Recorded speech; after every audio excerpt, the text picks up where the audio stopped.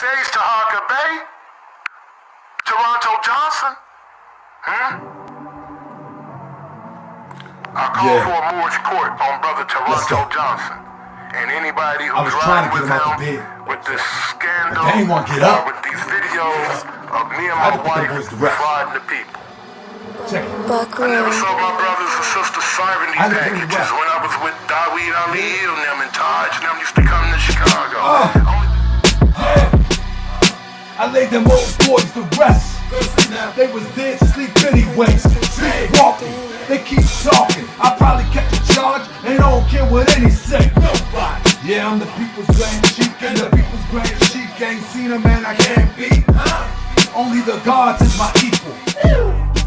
You mortals, you just my sequel.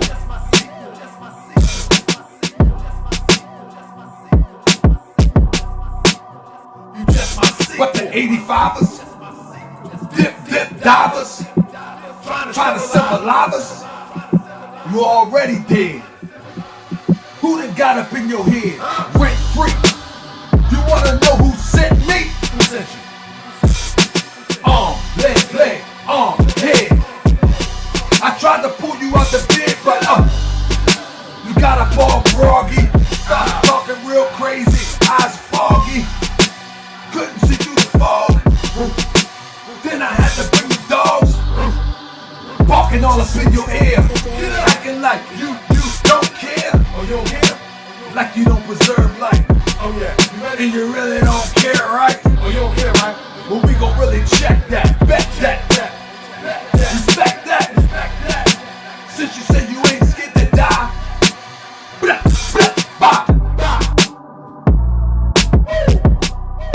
I laid them young boys to rest. They was dead sleep anyway. I laid them old boys to rest. They was sleepwalking anyway. I'm the people's grand sheik. I ain't seen a man I can't beat. I laid them young boys to rest. They was sleepwalking anyway. I would take you on any day. Michigan, New York, Cali, where you at? What you thought? From that town to Baltimore, everybody on the road is all raw. They ready, choppers. I don't really think you want the problem. Hold up, wake the thought up. Back to a law, leg, head. I try to get him out the bed, sleepwalking anyway. Sleepwalking anyway. Wake up, keep talking. Sleepwalking anyway. Wake up, I don't care what any say. Nobody. I'm the people's grand sheik, and the people's grand sheik. I ain't seen a man I can't beat. Never. You mortals, you just my sequel. You mortals, you just my sequel. Only equals is the gods. You mortals, that's my sequel. I see dead people. Hey. I see dead people. I lay them old boys to rest. They was dead sleep anyway. I never saw my brothers and sisters serving these packages when I was with Daweed I lay them young boys to rest. They was dead sleep anyway. Hey, people's grand sheik. I ain't never met a man that I can't beat. No, the gods is my only equal. That's it. You mortals, you just my sequel. That's it. I called for a Moorish court on Brother Toronto Johnson. And anybody who's riding with him with this scandal or with these videos of me and my wife frauding the people.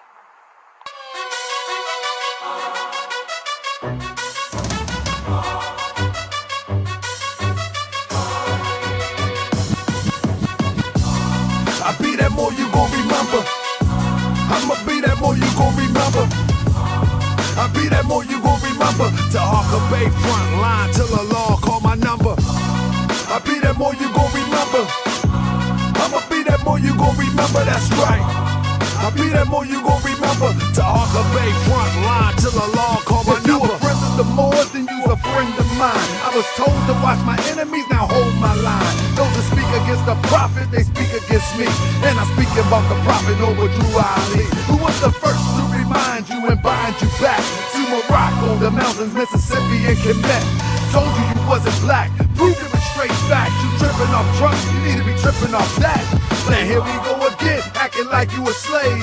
The same people taught European how to bathe. And looking at women buying European hair. No love for self, but do the men really care? Hell no, cause they got a love for Europe. Whole generation chasing pills, weed and syrup. Yeah, they love Lil Yachty, Tucci, Gucci, Kodak, Amigos, Ross, Lucid. But when the love for the woman look like your mother, I guess they say it's all black when it's under the cover. Now cypher, I be that more you gon' remember. I'ma be that more you gon' remember, that's right. I be that more you gon' remember. Taharka Bey front line till the law call my number. I be that more you gon' remember. I'ma be that more you gon' remember, that's right. I be that more you gon' remember. Taharka Bey front line till the law call my number. All you super scholars holler, this era for the workers. You ain't building on the ground, then you worse than a twerker. You look and sound good, but that's only on the surface. Probably working for them people. Now tell me what's your purpose. Ain't worried about your homie, but know that I know every mo that rock a fast. He ain't my bro. Yeah, you know I ain't slow. I seen it all before. How they try to kill the prophet, it was all for dough. And some got it right now. Don't say that I'm not down. I'm coming for my vast estate. I want my town, my sheriff, my stores, my school, my nation. Sick and tired of the procrastination and debate. Y'all keep hating when love is the savior. You don't love yourself, so you can't love your neighbor. That's why you killing, fighting, marry out of your race. If you ain't for Moorish world, then get out of my face. Cause Chinese love China, Italians love Italy. If you used to love the Moorish world, come on and build it with me. Let's go. I be that more you gon' remember. I'ma be that more you gon' remember, that's right. I be that more you gon' remember. Taharka Bey front line till the law call my number. I be that more you gon' remember. I'ma be that more you gon' remember, oh yeah. I be that more you gon' remember. Taharka Bey front line till the law call my number. I be that more you gon' remember. Be more. I be that more you gon' remember. Nap Town. I be that more you gon' remember. Taharka Bey front line till the law call my number. I be that more you gon' remember. LA. I be that more you gon' remember. New York. I be that more you gon' remember. Taharka Bey front line till the law call my number.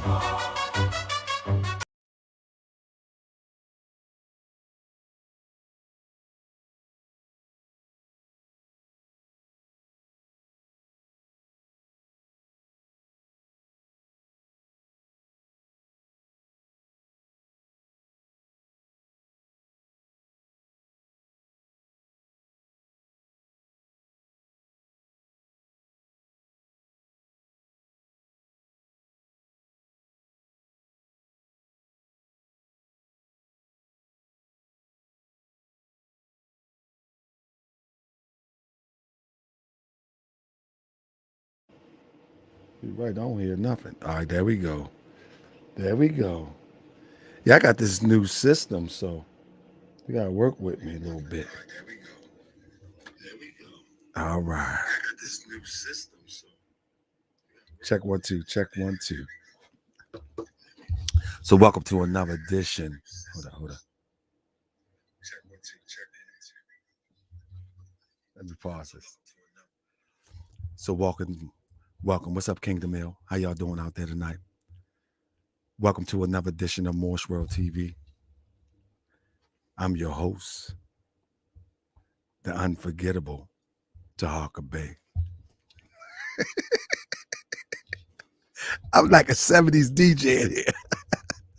The unforgettable, the astronomical Taharka Bey. How y'all doing? All right. So, tonight we're going to have a beautiful dope. man, no more shouting. No more scaring the babies. Not with this system here. We can't scare the babies. But let me say to Sister Yasmin, for y'all that don't know, the other night when we was in the chat, I don't know how it happened, but the House of Clowns some kind of way got to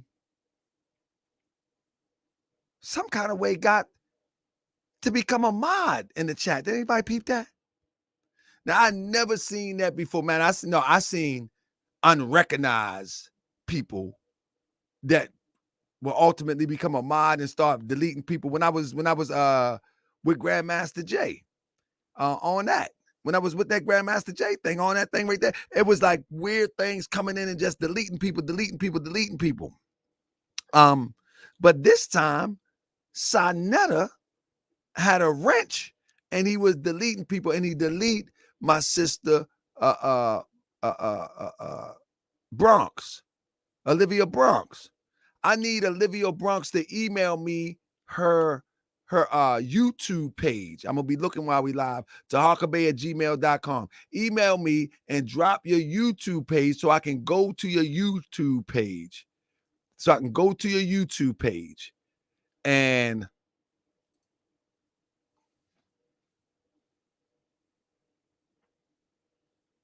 let me make sure I didn't get it. If Sister Olivia Bronx is watching, tell her email me, because it'll be hard to find her YouTube searching it or through the block thing, especially then, because I looked for it earlier. And okay, yeah, I done banned everything, you know what I'm saying? So, but the thing is that, yeah, you got to catch it. You got to catch it earlier. You got to catch it early. So hopefully record it early. But tonight, family, we got our sister in the building. Yeah, we got our sister in the building. Hold up 1 second. We got our sister in the building. But before our sister come in the building, time for a commercial break. And you thought it was over. There's more and more and more. So you didn't call me? Now there's audio and video. Oh. Because you know what, I'm not anybody that's interested in. You're not interesting to you. God, my neck looks like it's gone. Only on TaharkaBey.com. You should have chilled. I washed it.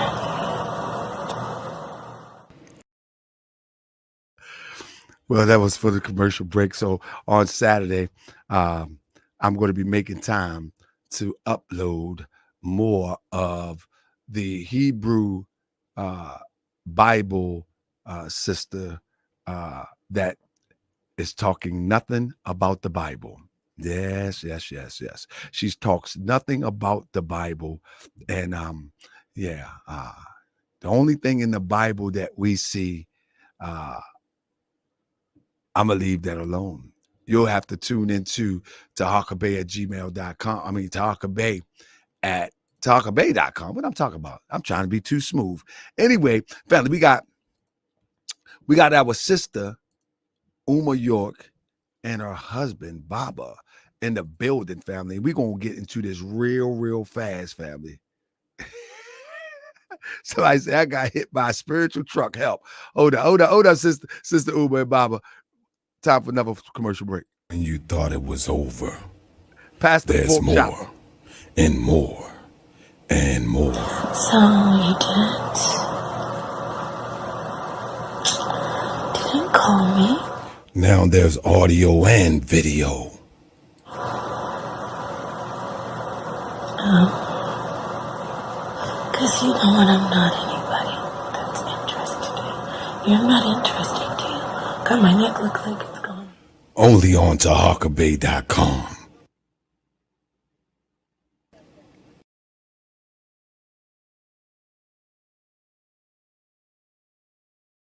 You're saying you got to be more focused on that. Yeah. With that being said, I got my sister Uma York in the building, family. She just returned from ancient New Kemet. She just come back from what they call today Egypt. And she is going to take us on a tour without getting on the plane. She's going to take us on the tour right in your living room, in your bed, wherever you sit. So with that being said, let me bring her right in and let's get busy. I'm interested in this journey. Sister Uma York, are you there? Hi, how you doing? I'm here. Yes. I'm doing well. I'm doing well. Let me make sure I can hear you right first. So sis, how you been? I've been doing well, just, relaxing, living life, What, you know. all right. So since the last time, oh, here we go. My bad. Since the last time that we talked, what's been going on? Um, I guess, what do you mean in regards What's to been going on? Have you last time you was on the show, it was kind of controversial. mhm. Um and it wasn't meant to be controversial. It was just you telling your story, but it was kind of controversial. And people got upset. Uh Many people say that I was defending your father. They Mhm. also say that you were defending your father, and your father was this, that, and the third, and your sister this, and your brother that. I mean, it was go how things have been going since then. Well, my life has been great. I just try to avoid negativity as usual, especially when it comes down to people not knowing facts. People would love to talk or create negativity no matter what. So what I do is I try to just dodge it. You know what I mean? It's I just try to get away from the bull crap, and just live life because we only got one life to live. So, well, we got consecutive, but you know what I mean. We right now we here on this plane, and we're not trying to. I'm not trying to. I don't deal with the negative stuff. I don't got time for that.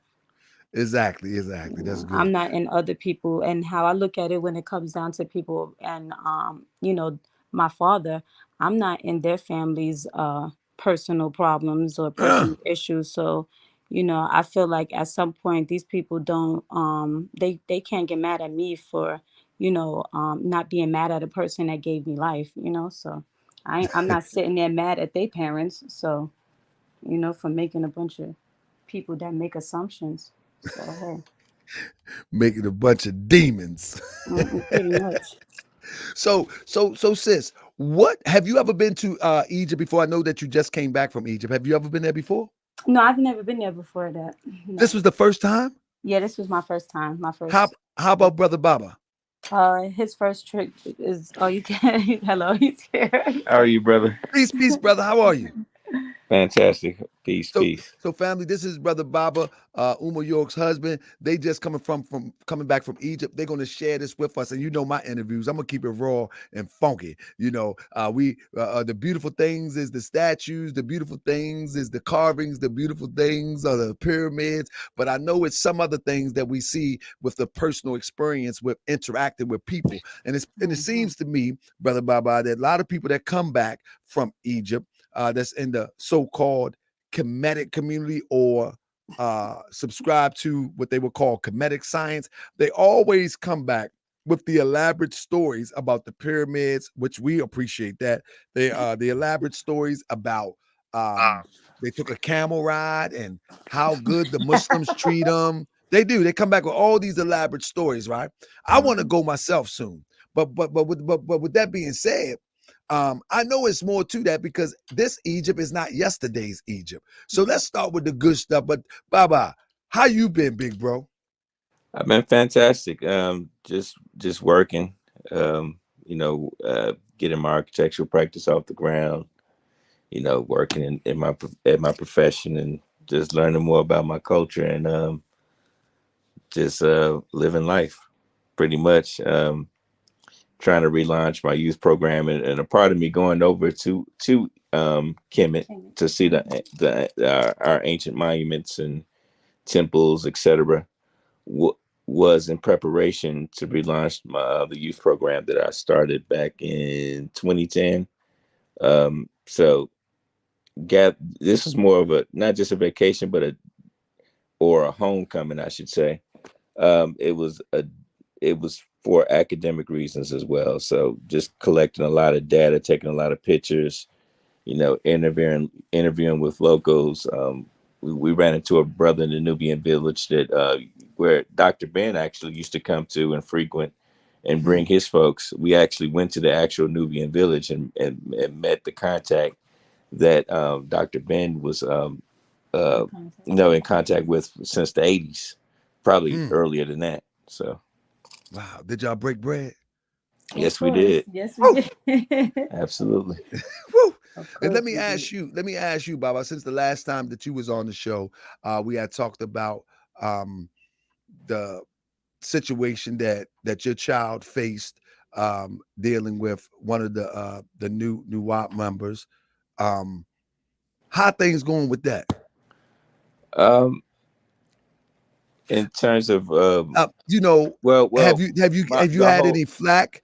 Have you had any flack since then? I'm not worried about stuff like that. Okay. Nobody's gonna do anything to me, and if they roll up on me, it's gonna end bad for them. So And I agree.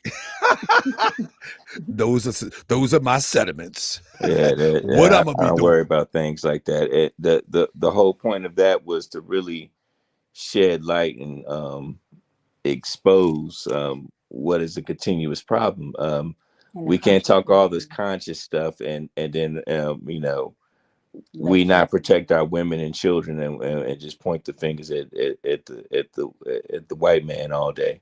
Yeah. We have to be accountable first and foremost. We're the natural we are the physical guardians of our people, the black man, and the black man cannot abuse black women and children, period. 100. So 100. Agreed. So let's start it. So all right. So let's start with Sister Uma Yoke, because I like people to paint a picture. Uma, you got bars? Can you rap? No. Can your husband rap? Anybody got Can I bars? rap? No, because if you got bars, you can paint a good picture. But no, you are an artist. You make clothes. You gotta. Yeah, you're gonna be able to paint a I'm picture. actually sewing right now as we speak. I'm sitting Yeah, here putting something together. So when you're an artist, whether you can rap, write poetry. Yes, I can write. I actually do write. So I know poetry. you can paint us a pretty picture. What was the experience like? Okay, during COVID, let's start off from there. Because of what's going on with COVID, how hard was it for you and your husband to get to Egypt? It wasn't really that hard, right? it was not difficult at all. Yeah, it wasn't difficult It's at just all. taking the PCR test. I nailed it there. Saying that you're reading probably a lot of things on social media. You're seeing things in the news. Need to take the test. But it wasn't like that. It was fairly simple. Just take the PCR test. Stay away from folks. Wear your mask and get on the plane and go. And what is the PCR test for those? It's just the more advanced form of the rapid test that okay. Where they do the swab in your nose, Yeah. and they just run it through the system and see if you have any trace of COVID or anything in your system, and if you're clear, then you're good to go, and you just go from there. Well, that's what's up. That's what's up. How long was the flight? Anybody can answer. Oh my God. 19 hours. see, that's the problem that I have. That's one of the reasons why I haven't traveled much out of the country, because that's like, I don't know, over that ocean sometime. You know what I'm saying? Yeah, well, we had to stop in London, and that drug out the trip. And I didn't really see any direct flights when I went to book at the time. It seems like going over there, you have to stop somewhere, whether your plane stops in London or stops in Spain or Greece or whatever. They stop somewhere in Europe and then bring you over to North Africa. That's kind of weird. typical. Yeah. I always heard that story.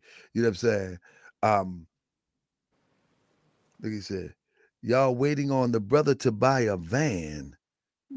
He's buying cameras with y'all bread. And What guess are they talking about? Because I got a news van that we're gonna go and report on people like this guy. And so what I'm gonna do is, real quick, let me see. I mean, what's the problem with supporting Black business? Yeah, but let me do this. Let me see if I can make another account. Let me block him real quick. Pow, pow, pow, pow. Bye now. But anyway, yeah, I like when people show themselves because I'm gonna block them real fast. But with that being said, did y'all have a layover or did you actually step out and see London? We had a layover. And we had a layover with how everything is as far as COVID and all this other crazy shenanigans, and when you travel there, you don't actually want to step outside of the airport. You really don't. You really don't, because Them it's people just so racist. much. It's just so much work to get. And every country is different. They racist. Go down to Haiti. Going in and out of the airport is a different experience than say Nigeria, say Egypt. It's all different. So you don't, when you have a connecting flight, you don't really want to change, especially if it's within hours. Now, if you're staying someplace overnight, you probably want to book a hotel. Then that kind of justifies it. But we were just over there, hanging out at the airport for 4 hours, Wow. waiting for the next flight. All right. Now you get to Egypt because I'm telling you, I like to see pictures. When you get to Egypt, do you have an itinerary that was prearranged? How does that work? Because I want to go. I want to know what I got to do. No, not at all. We had an itinerary that we were going to do. Right off the rip. I'm glad we did it because I consider ourselves very much guinea pigs for anybody who comes behind us. So that's probably the importance of this. It is telling our people where our folks are, and where the locations of the things that you would actually be interested in, and stuff that actually pertains to you. Because as you know, Kemet was actually invaded by folks that don't look by us. And when you go to Cairo, that's the first impression you see is some dirty ass Zingies, just disgusting. Yeah, Say it again. Do what? Zingies. Where? the Cairo? first impression you get is this isn't Africa, because it's so many foreigners there in the city of Cairo.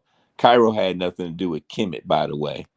It was some city built, and a lot of it's it was built on the back of the fact that everybody wants to go over there to see the ancient monuments of our ancestors.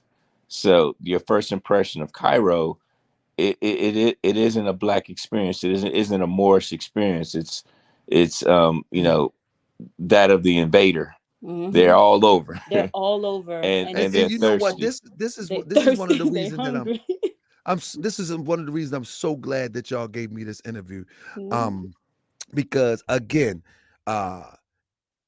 everyone that I've seen in my lifetime that come back from Kemet that is of a conscious persuasion, they never talk about this part. And when they do, they touch it, they tap it, but they run from it. And then they go right back to talking about the Medunetta, started talking about the pyramids, and talk about the experience. But they never talk about how the Arabs have pretty much refaced the population of parts of Kemet. Very much so, with the help of the of Great Britain, as you know, because and even throughout antiquity, all the way through the Ptolemaic era, starting with the Ptolemies after Alexander came in, and even after the Islamic posture invasion. I can't really consider those folks Islamic because that was a black thing originally. We're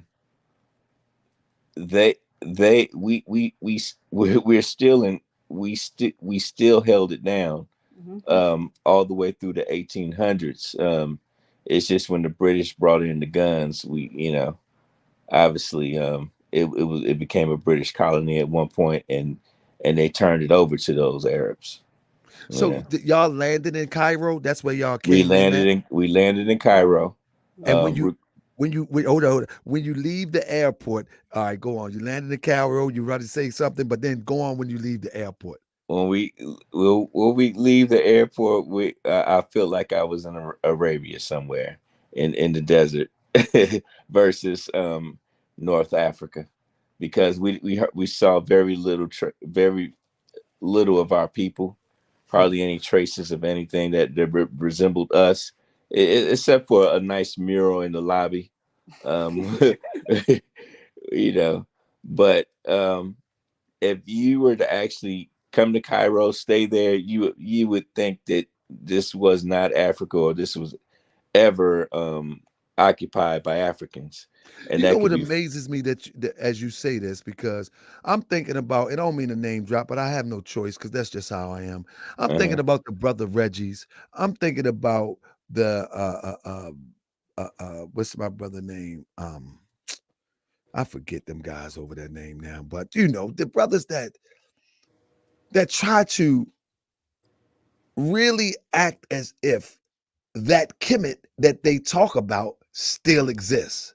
You know, Kemet is an ancient culture that, and the folks of that culture actually went back south. Few remains. A lot of their descendants stayed in Aswan. A lot of them migrated to West Africa, Yoruba, Khan, et cetera, et cetera. All these people came from that particular region or that particular civilization. These monuments, I think we should all look at it as just a pilgrimage to see what our ancient ancestors did. Yeah. Kemet no longer exists. I mean, that's come on, just man. what it Come is. on, Jabari. Come on, Jabari. Say it again. Kemet no longer exists. It no longer exists. You But let me know, tell you something. Let me tell you something. This is Egypt, the Egypt. The word Egypt is something that our ancestors wouldn't have even recognized. By mm, virtue of the fact that we're calling it Egypt and it's called Egypt, it tells you that culture and civilization no longer. Well, the culture was continued via the tribes that went west, right? It just wouldn't be come the on. Greek names that you recognize, because the Greeks came over there and renamed everything.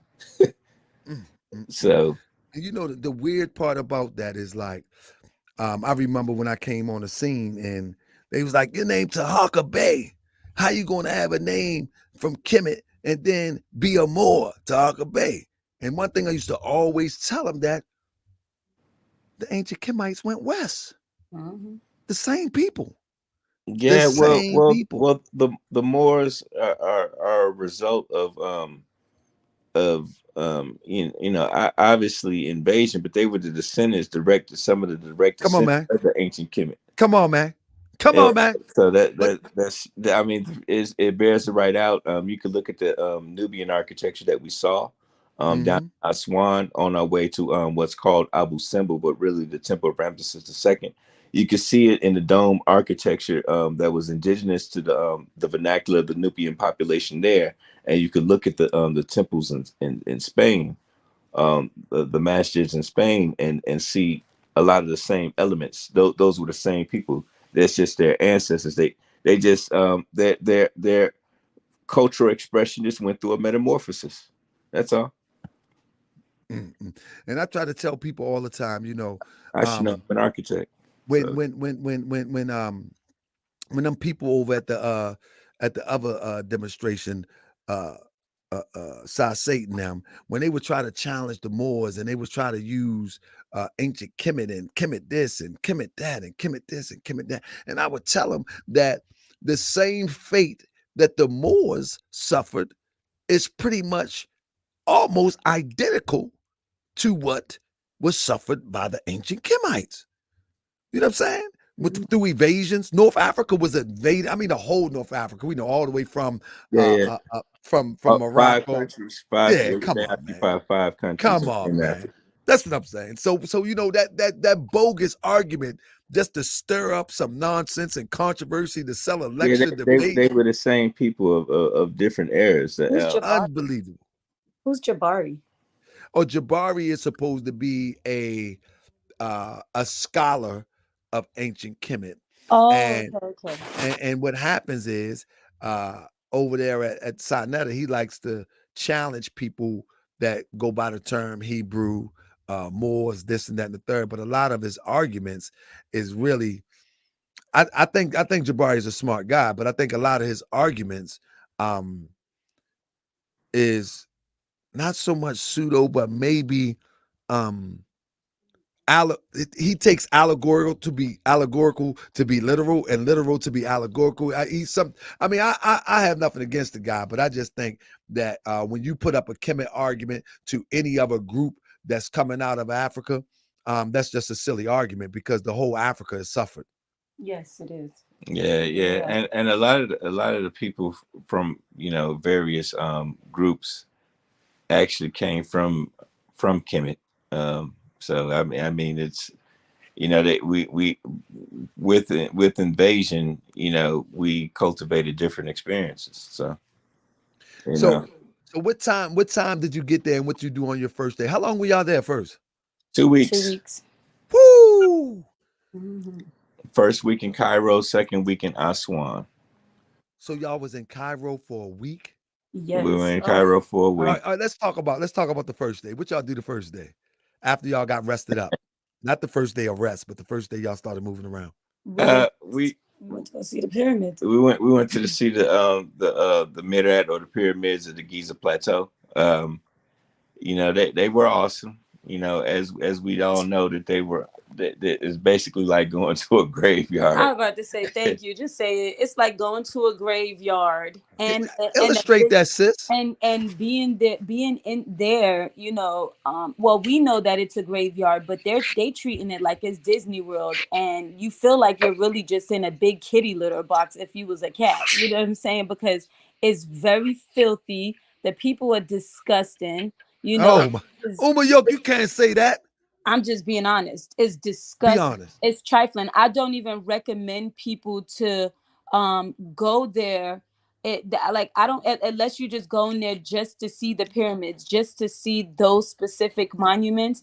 That's what, then it's worth going there to see that. But just know that, you're gonna feel like you're in a big kitty litter box. It's disgusting. They don't clean up after the camels and the horses and stuff. So she's talking about the grounds of the Giza Plateau and all the even outside of it, like around Cairo's it, like the people. This is disgusting. It's like, ugh. So all of those pictures that people turn into charms, chains, bracelets, and rings. Oh my God! Is not what they should put doo-doo around the charms. They might as well, because it's disgusting. It is really, it's trifling. So but these are primarily Muslim people, supposedly, isn't it? These are Europeans. These are invaders. You know what I mean? But isn't they Muslim, European Muslims to some degree? Yeah.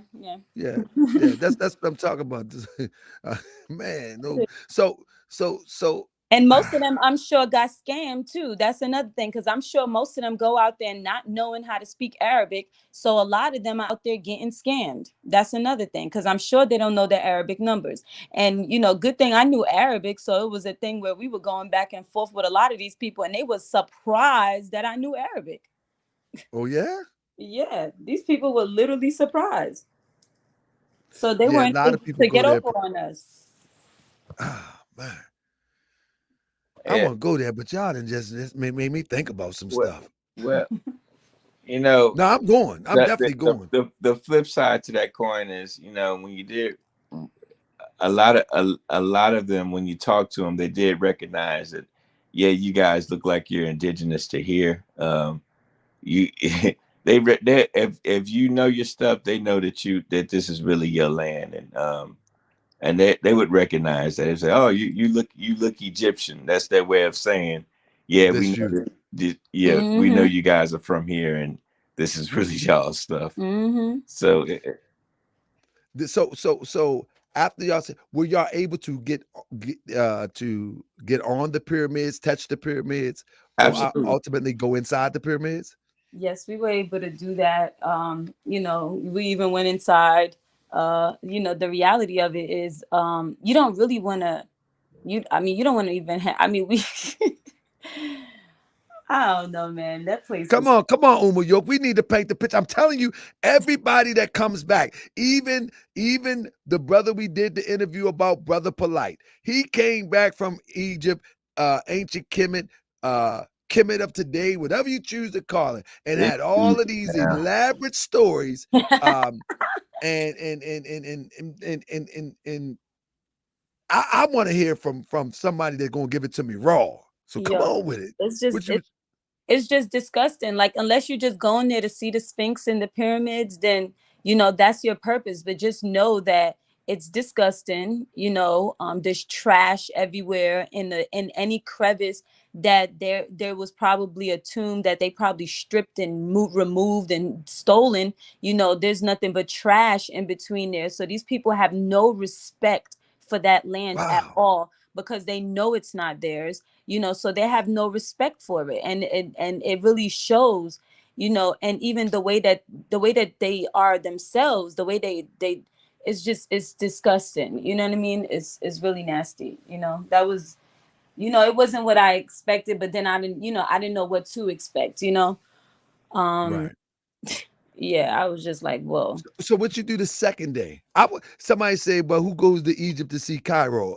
Crip, I would go because I'm she never No, been, I never been. I would go because when you hear firstly, Cairo, we didn't go to Egypt and just to and I see do, Cairo. and I We traveled to different places. I mean, literally right after Egypt, I went straight to Mexico. Right after that, I've been to Haiti. You know what I but mean? I will go to Cairo because I don't Yeah. know. You know what I'm saying? I'm clueless. Mm-hmm. You know what I'm Yeah. saying? I will go to see Cairo because I don't know.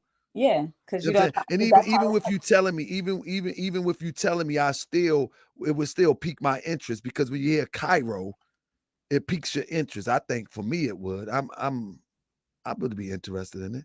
Yeah, no, Um, nobody traveled over there just to go to Cairo. There's no such thing as well. There's no such thing as a Kemet civilization today. So it's not like we can go to Kemet and stay in Kemet. You're there to stay in Egypt, and all the yeah, accommodations are in Cairo. see, Our with me, the only thing I know about Egypt for the term that people understand. The only thing I know about Egypt is what I read about and what I see in the pictures. So when one say Cairo is filthy, that's new to me. You know what I'm saying? So on my way and traveling throughout Egypt, and they said, well, we're gonna stop in Cairo, or would you like to stop in Cairo? I would say sure. And then my next stop, that probably would be one of my itineraries because I'm clueless. I don't know. Yeah, I'm crazy as Cairo I'm is crazy as a fox. I don't know. Cairo But Mhm. look 5 times worse than Harlem, New York in the '60s. good goodness of grace. Harlem looking good now. Yeah, Now yeah. we got Snotnetta off the street. I said in the '60s. In the 60s. Oh, Yeah, it looked like a that, war zone hit it. The clouds I mean, it's The just, smog, it's a a lot of lot of smug smog. out there. The air's not clean. Like, ah, it's not, it just, that place literally just has like a dark cast over it. Literally. It's not a place. I mean, if I was to go back, the first place I would go to is Aswan. I wouldn't go to Cairo. I would, unless I was just going to visit the pyramids again. And Lord knows I already went there, so I ain't trying to go back. and you don't know, and those are the main pyramids that everybody go to visit, right? Is that the three? Yeah, those are the largest in the world. They are a feat to see. It's actually worth going there to see that. The Ben Pyramid is near there. The Step Pyramid is in the same proximity. Um, but we all have to recognize the fact that the civilization, that was the stopping point. That was more like the gateway from everybody who was trying to invade and get into our mother continent. That's what they saw. They saw those grand monuments to the pharaoh or the Fereti, Khufu, his son Khafre, and Menkaure. So that's what you saw. But most of the monuments and temples are actually from what they call Luxor, or what was called Hika Hikapata in ancient time, or some people call it Menes, that or so-called Memphis. In fact, when the Greeks invaded, they they they named Hikapata Egyptus, which later became Egypt. They were just talking about that one nome or city state, and they labeled the whole area as Egyptus. Um, you know, and all that word is just simply a mistranslation of that one city, and now the whole region becomes that. But most of the monuments are to the south. Um, all the temples, everything is in the south. Is from Hickapata or Memphis or what they call Luxor today, all the way down to Abu Simbel, which is really darn near in Sudan. And if you go to the Nubian village, the folks there will tell you that Aswan was once a part of Sudan, or it was Nubia. Yeah. Let me ask the both of you before we get out of Cairo. Mhm. Did you both get a chance? When I go to a place, I sometimes just sit there and be still for a moment and try to feel the ancestors or what took place. Did you all get a chance to take in the past for You, a moment? you don't really feel the spirit of the That's what I wanted to, man. Cairo. That's how I know y'all. Y'all are, as they say, And we went as there. my Muslim brother say, you're on your deen. May I add that we went there twice. We went there the first day, and we went there the day before we left to go to Aswan. Yeah, every time I go somewhere where I know our ancestors had their print, Mhm. whether significantly large or even insignificantly small, I'll take a minute and just try to take in. And I've been some places there in America where it's just flatline. Where That's what it is. it's just flatline. So when you said that, that's what it reminded me of. It's like, Anybody coming out there talking about they feeling some energy, they picking up on the wrong energy. mm. So after Cairo, where did y'all head after that? We took the train, which was like 15, 16 hours train ride, all the way down to Aswan, and we stayed at the ISIS hotel. It's basically in the what they call the Nile River today, the Happy River of antiquity. Um, we stayed there. There's a lot of islands within the Nile River, and so there's like these miniature islands. So a lot of our people used to live on these islands. They still do to this day. But we stayed in a hotel that was on one of the islands in the Nile River, and it was gorgeous. It was a totally different experience. Now, if you ask that question again, did you feel it? Yeah, we felt it there. Yeah. We felt like we were in Africa. We felt at home. It was night and day. The majority of the monuments was actually in the South. Like I said before, if you go to the what's called the Nubian Museum, there's a physical 3D model that virtually illustrates the entirety of that country. Everything, for those who don't know, all right, the life vein of what's called Egypt is the Nile River, and all the construction, whether it be whatever city or small town, is all the way up and down on both sides of that Nile River. And if you go maybe 10 miles left or right, you're straight up in the desert and there's nothing there. So the Nile has the benefit of the fact that a lot of the rich soil from the Nile in Egypt is fertilized by the all the silts that's comes out of the white Nile, coming from what's called Ethiopia today, um, washing north, right, or going downstream, because the river flows from south to north, Yes. and it creates a very fertile. It's amazing to look at because it creates extremely fertile soil. So on 10 miles to the left or the right, maybe not quite 10 miles, maybe more like 6 miles left and right of that river, it's extremely fertile soil. The green is so lush. Right. It's a green. It's so green. Like, It's oh my extremely, God. and I've traveled quite a few places. I've never See seen green, green that that green, green. Right. Me and that neither. Do they still farm it though?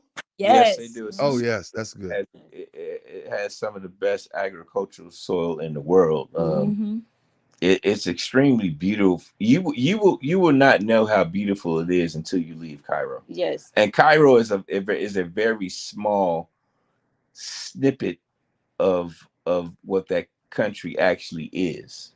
Is Hmm. but it's a lot of folks' first impression and only impression, because most folks, you know, Well, you know, are over not here, that's all that. they give you. Yeah, exactly. Mm-hmm. That's why I say I wouldn't. I'll be clueless. You know what I mean? I would be clueless. You know what I mean? Because that's where the main pyramids that you may see in pictures are at. Right, And hey, I would be clueless. I would go there, but now I know I wouldn't stop there and that'd be it. You know what I'm saying? right. But because of the ain't the pyramid of Khufu there? That is correct. Yeah, so of course, you know what I mean? Actually, that's on our charter in the Moorish Science Temple of America. So of course I want to go there. But just to hear this, I never knew this. This new to me. Yeah, Mm-hmm. yeah. Well, most of the temples are like more than at least from Luxor. It's like 12 hours away from Cairo. We go to Aswan. You tack on another 3 hours. So from Luxor all the way down to what to the border of Sudan.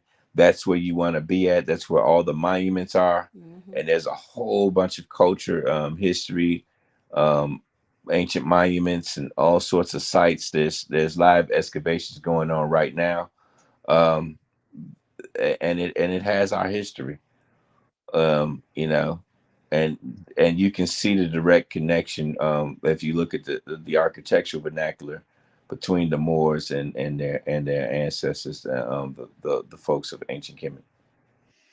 Wow. So when you was on the island chilling, what were the locals like there?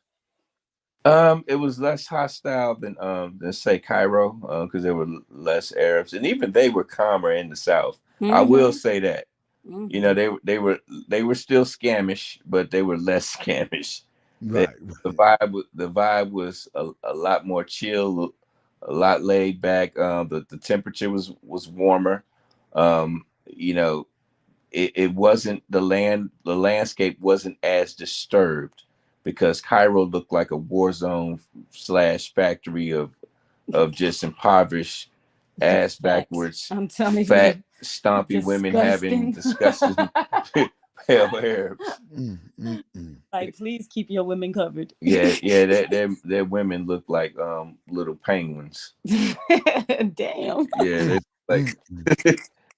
And this and you know, I'm glad that you sharing this like this. And a lot of people probably you know, cryptonomics seems as though that he's been there. So he, you know, what I mean, he experienced it and probably studied it, experienced it and studied it. But all I did was study it. And I'm so glad and grateful that you bring this type of information, because I never imagined that it was on this level. Yo. I knew the Arabs was there, of course, and I knew that, you know what I'm saying. Of course, we know that the Arabs mixed with the Romans, and I mean, and you get what you got. You know, you, right, right. you get what you got. The pale Arab mixed with the pale skin Roman. You got some serious stuff going on right there. Yeah. But so when you down when you what? All right. Let's do this. Let's do this. What was some of the activities that you did as you was heading down the south to your first stop? Oh, what happened? Oh, they dropped off. Hey, come back. Oh man. Oh man, what happened? Oh no, what happened, family? Hey, Crip, I was taking it all in. I like to paint pictures. They was painting the picture for me, Crip. Crip, I ain't gonna let you tell me, Crip. You gonna have me flying straight to Aswan, man. You know I gotta go there and see Khufu. Come on, Crip. Let me see what happened. They dropped right off. They phone. Let me see. Ah man, hold on. Let me see something. That's a good conversation, family. How y'all doing? Everybody hit that thumbs up. Let me see.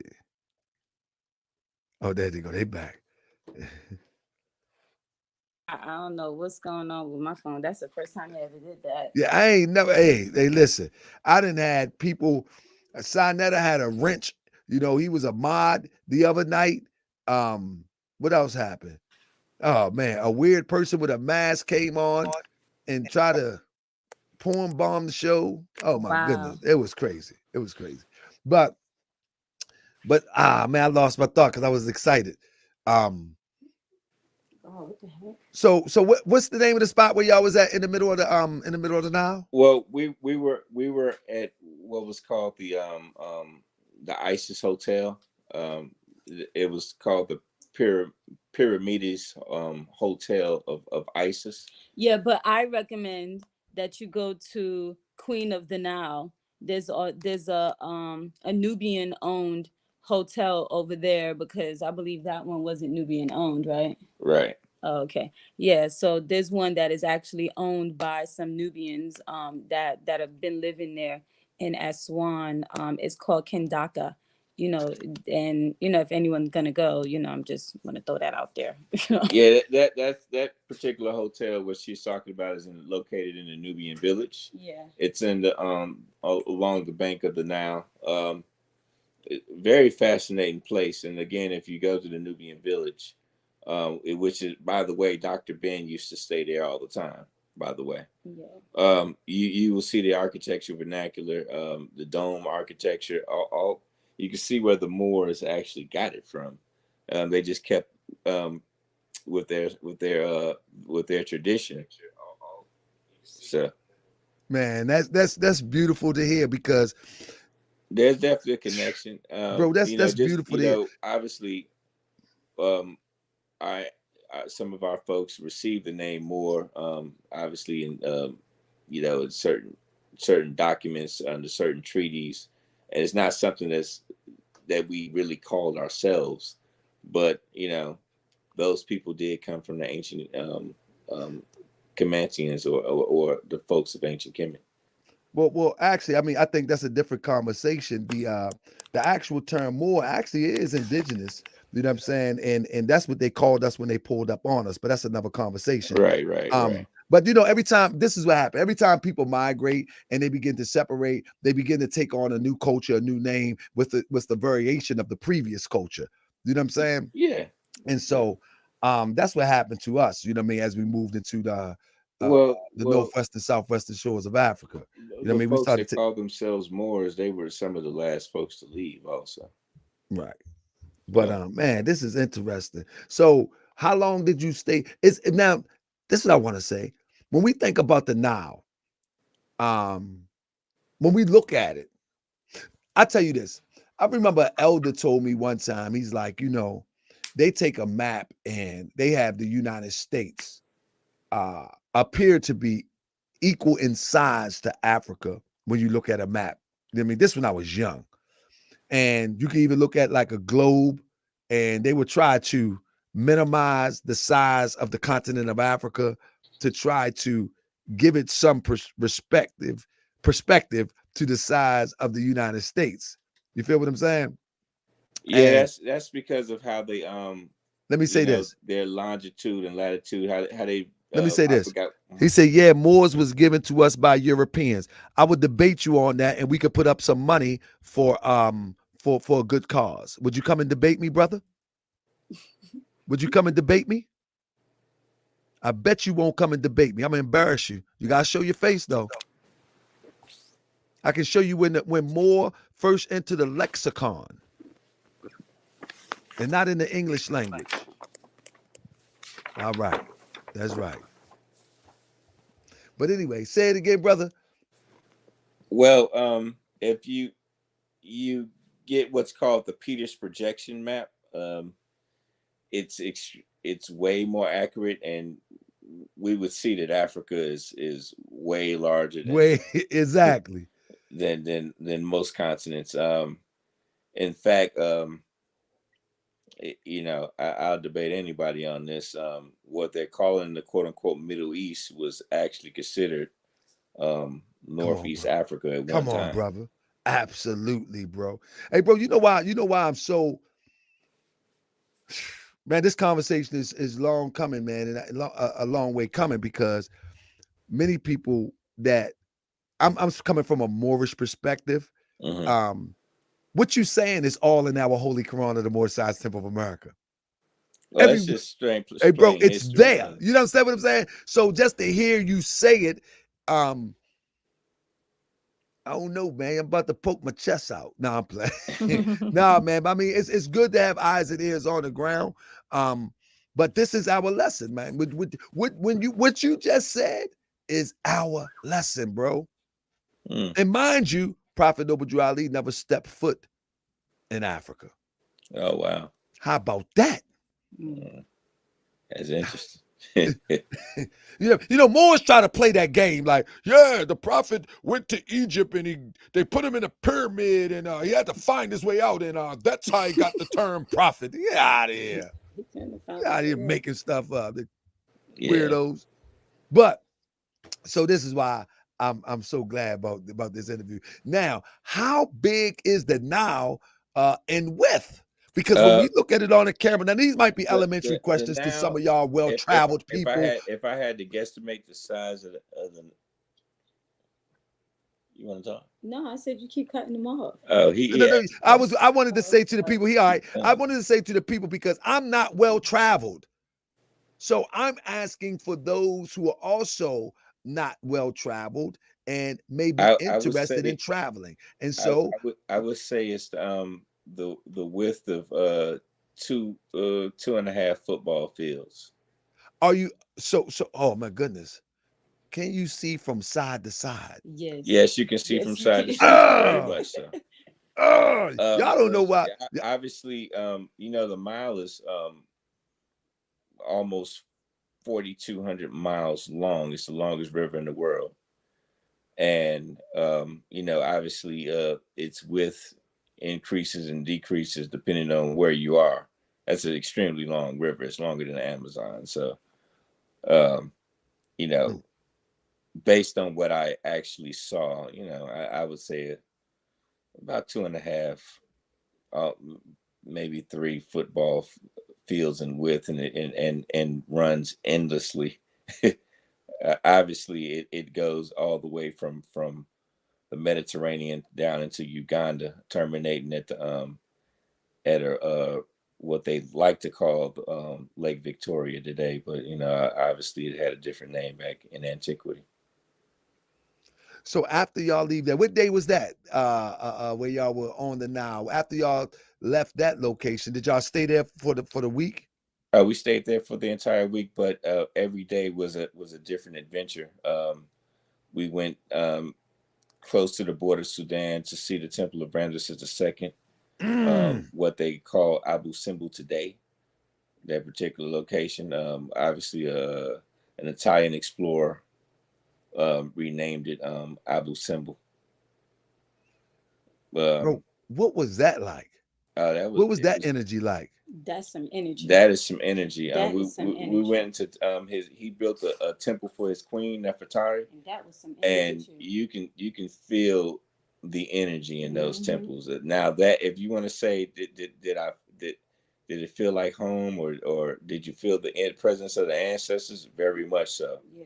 It was very live. I was in awe of the just the grandeur as an architect. And I work on a lot of A-class buildings. I can honestly say I've never seen anything like this in my life. It's just the sheer feat of how colossal the stone was, and what they were able to accomplish, to me, is unmatched to this day. The temple architecture was extremely impressive. Were you able to wrap your mind around how this was done? Well, as an architect with my background, I can honestly say yes.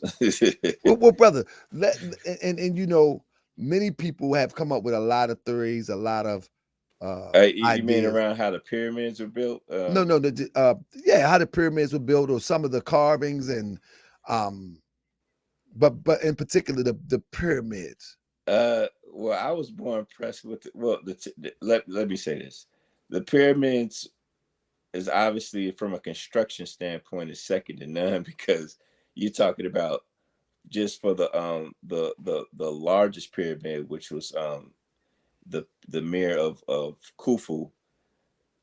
You're talking about well over 2 million stones at the base. I mean, the base stones. I have a picture of myself. I'm gonna send it to you another time.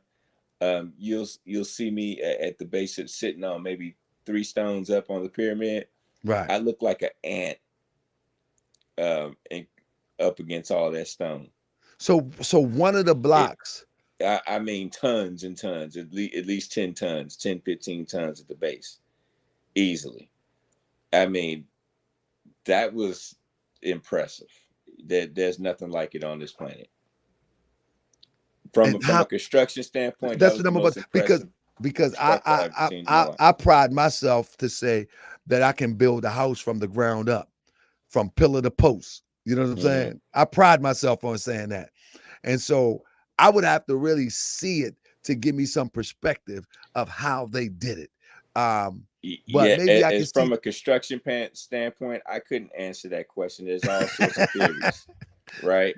The temples it was a little bit more straightforward, but I was extremely impressed with the temple architecture because of Oh the yeah, all the articulation. pillars and the Yeah, all the pillars and just the carving. I mean, they were carving this stuff out of stone. I mean, just the articulation of all the form work. Um, you know, from the lotus form pillars to your Z pillars. I mean, you could see where Greece obviously was inspired. In fact, I mean, truth be told, Greece was nothing but a satellite of Kemet. But absolutely, absolutely. And you know the you know, sad thing. it doesn't even come. You know what you see in Greece doesn't even come close. It's not even. It's nowhere near close. I mean, What the you sad can thing go about it, to the bro. Temple of Haru, or what they call Edfu, and it's darn near still intact. I You mean, see how we look at that genius right now and we have a great respect for that genius. And then we look at our condition right now and like, what the heck has happened? and our Did ancestors y'all were have not that experience? Like, what happened to us? right, right. Facts. Facts. Because I look at like all the back and forth on, this petty YouTube stuff, all the, you know, Well, we've been people. through a lot, you know. For there's been a lot of pressure on us for thousands of years now. Especially the last 500 years was pure hell. Yeah.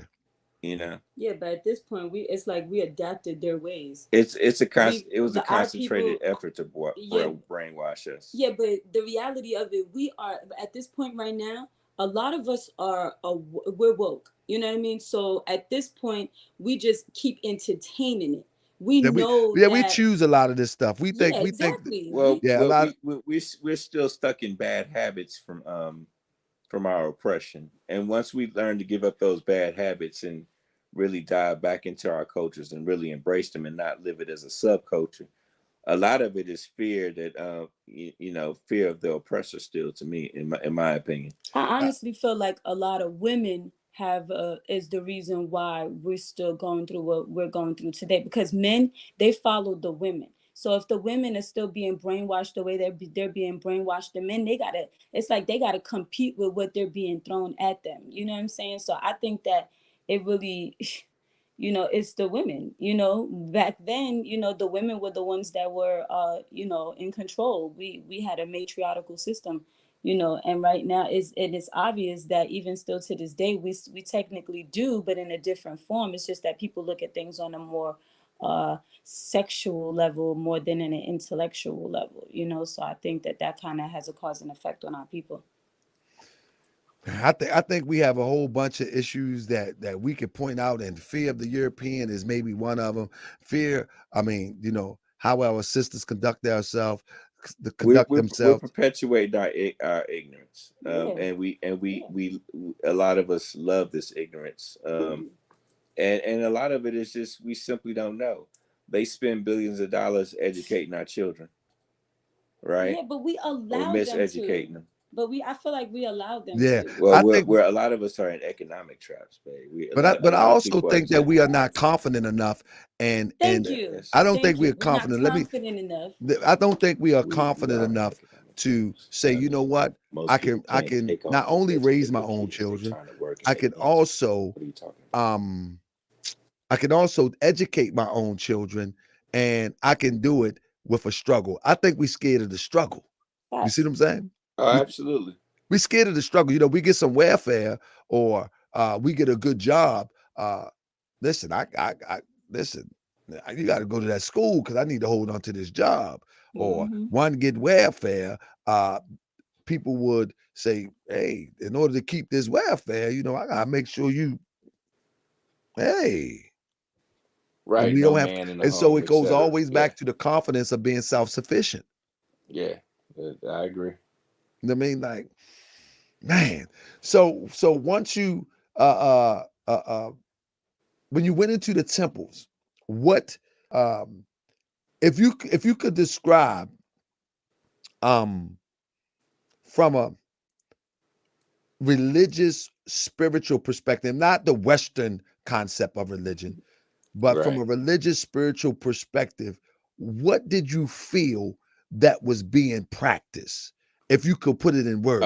Well, it's the African worldview that's still prevalent in most indigenous African um, traditions of today, that predates Western, whether it be Christianity, Judaism, or Islam. Is very much was really pretty much a voodoo culture. I know people that want to shy away from that, But but when you say voodoo culture, can you elaborate on that? So people voodoo won't simply think that means it's some spooky, gooky goblin no, ghost under the bed. no. Can you just elaborate on that? It's just it was a way of life based on being in harmony with with the creator, and recognizing the fact that the creator has a presence in everything. Right. And that's all that means. It's being in harmony with the forces of nature, with your surroundings, thus being in harmony with each other, recognizing the divinity in one another. Our people over there were the first to recognize that, and Islam still is, especially, like your 5% is still retain the fact that, when they say, God is a black man, God is a black woman, et cetera, et cetera. That was just an expression recognizing the fact that the source is inside of you and inside of everything else. Right. And it was a beautiful way of life, and it created the first civilizations on this planet. And they like to hide that, but the proof of it is in the walls, in the temples. You see the same thing. You go down to Haiti, and we interviewed with I guess one of the tour guys there, and what he was describing is what I saw in Haiti, what I see in West Africa. So the cultural continuity is still there, and this is why they go at such great lengths to suppress anything indigenous to Africa. A lot of the elements that came out of voodoo went into what you call Sufism today, which gave birth to Islam later. Come on, man. Come on, man. Bro, I'm telling you, bro. Man, listen, anybody that's in the Moorish Science Temple of America under my leadership, you already know we teach a universal science, and we call it Islamism. We don't get into the cultural overtones that the Arab has implied to be Islam. We look at, man, you saying what we teach. You saying what we teach, bro. And the sad thing about it is that when I teach this, even the way I teach, many people act as if it's not in our doctrine or it's not in the doctrines of yesterday when they are there. It's just people then remixed it and then gave an interpretation to make it seem like it's not there. But you on it. You on one tonight. You on one tonight. What did y'all do after that? After y'all left there? We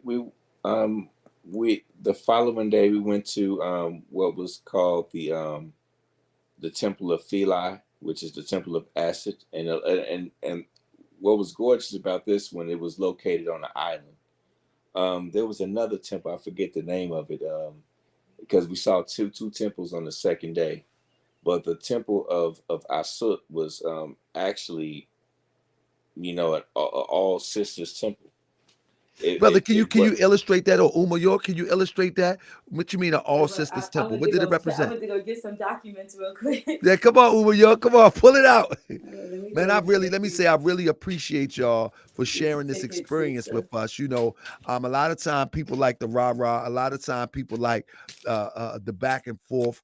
But this here is, I've been planning to go to Kemet for the last few years. It's the cradle of civilization. Kemet came from Kash or Nubia, and Kemet was like a zenith of a cultural expression that probably went back hundreds of thousands of years. So,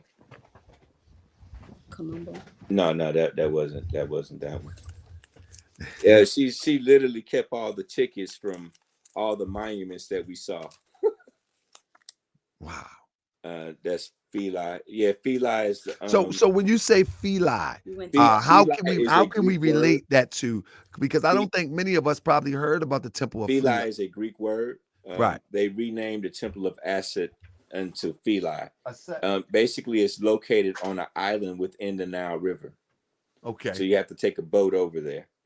Okay. And it's a gorgeous temple. It has a temple complex and the huge temple. It has a gorgeous archaic colonnade. Yeah, this was the one. The Temple of Calabasha was the other temple that we saw prior to what they call Philae. So we saw two temples, and they were both located on islands. They were extremely gorgeous.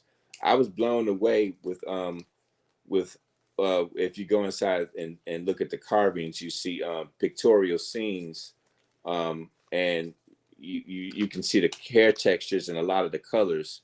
I mean, the paint that they would use to depict their skin tones was as dark as the hoodie that you're wearing right now. Mm-hmm. Yeah, if you go to Edfu, they depict Haru, who the Greeks refer to as Horus, as jet black. I've seen it for myself. I have pictures.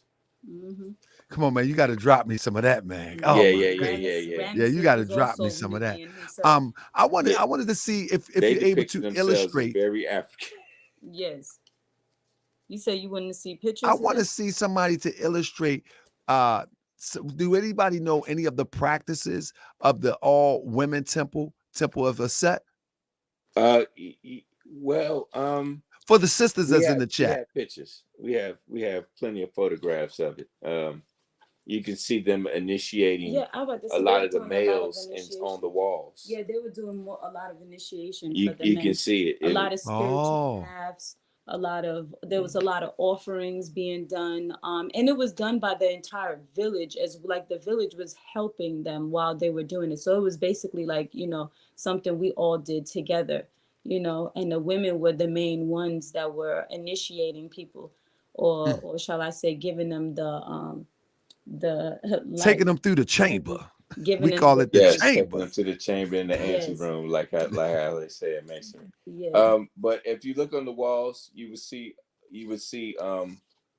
the rulers or what they like to call pharaohs, or whether they're wearing the crown, the unified crown, or the crown of the south, or the crown of the north. Right. They would give offerings. You were seeing pictorial scenes where they're giving offerings to these female divinities, these black women. We went to the Karnak temple, right?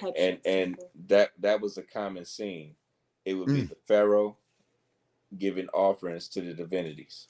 And And do this you was know? coming through all the Yes. temples, and we You saw know it. what's funny about what you're saying, real quick? You know what's? I'm sorry to Certain cut your different wisdom. forces in Is nature. that even these brothers that's supposed to be champion ancient Kemet, they don't mention this what you're talking that much.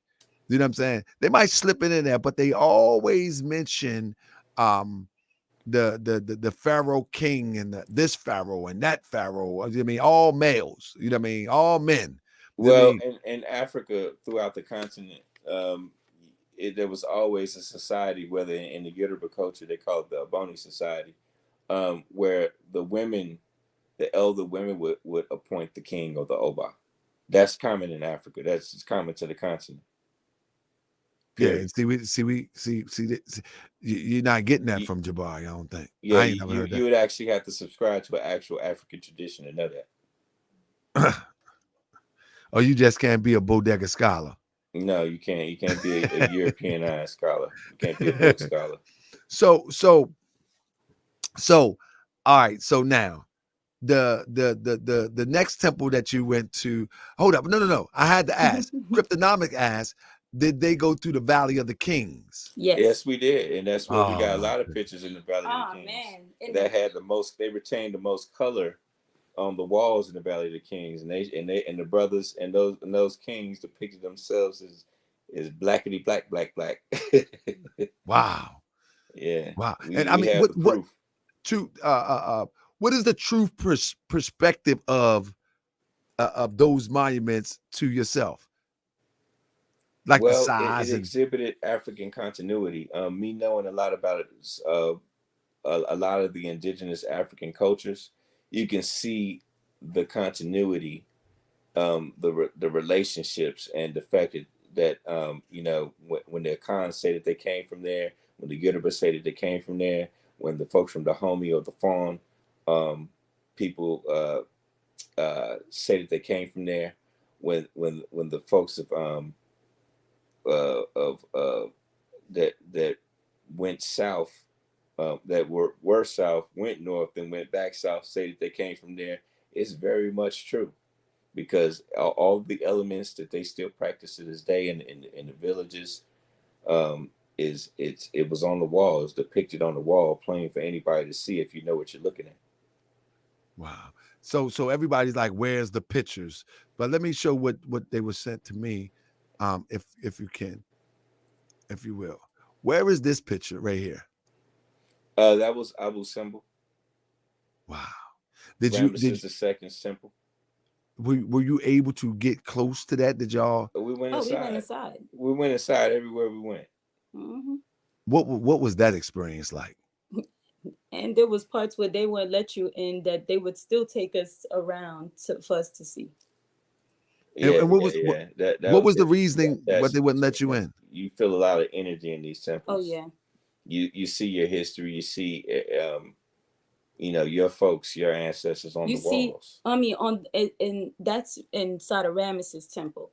So inside of Ramesses temple, these different images, what you see in front is different images of Ramesses through different stages of life. Mm.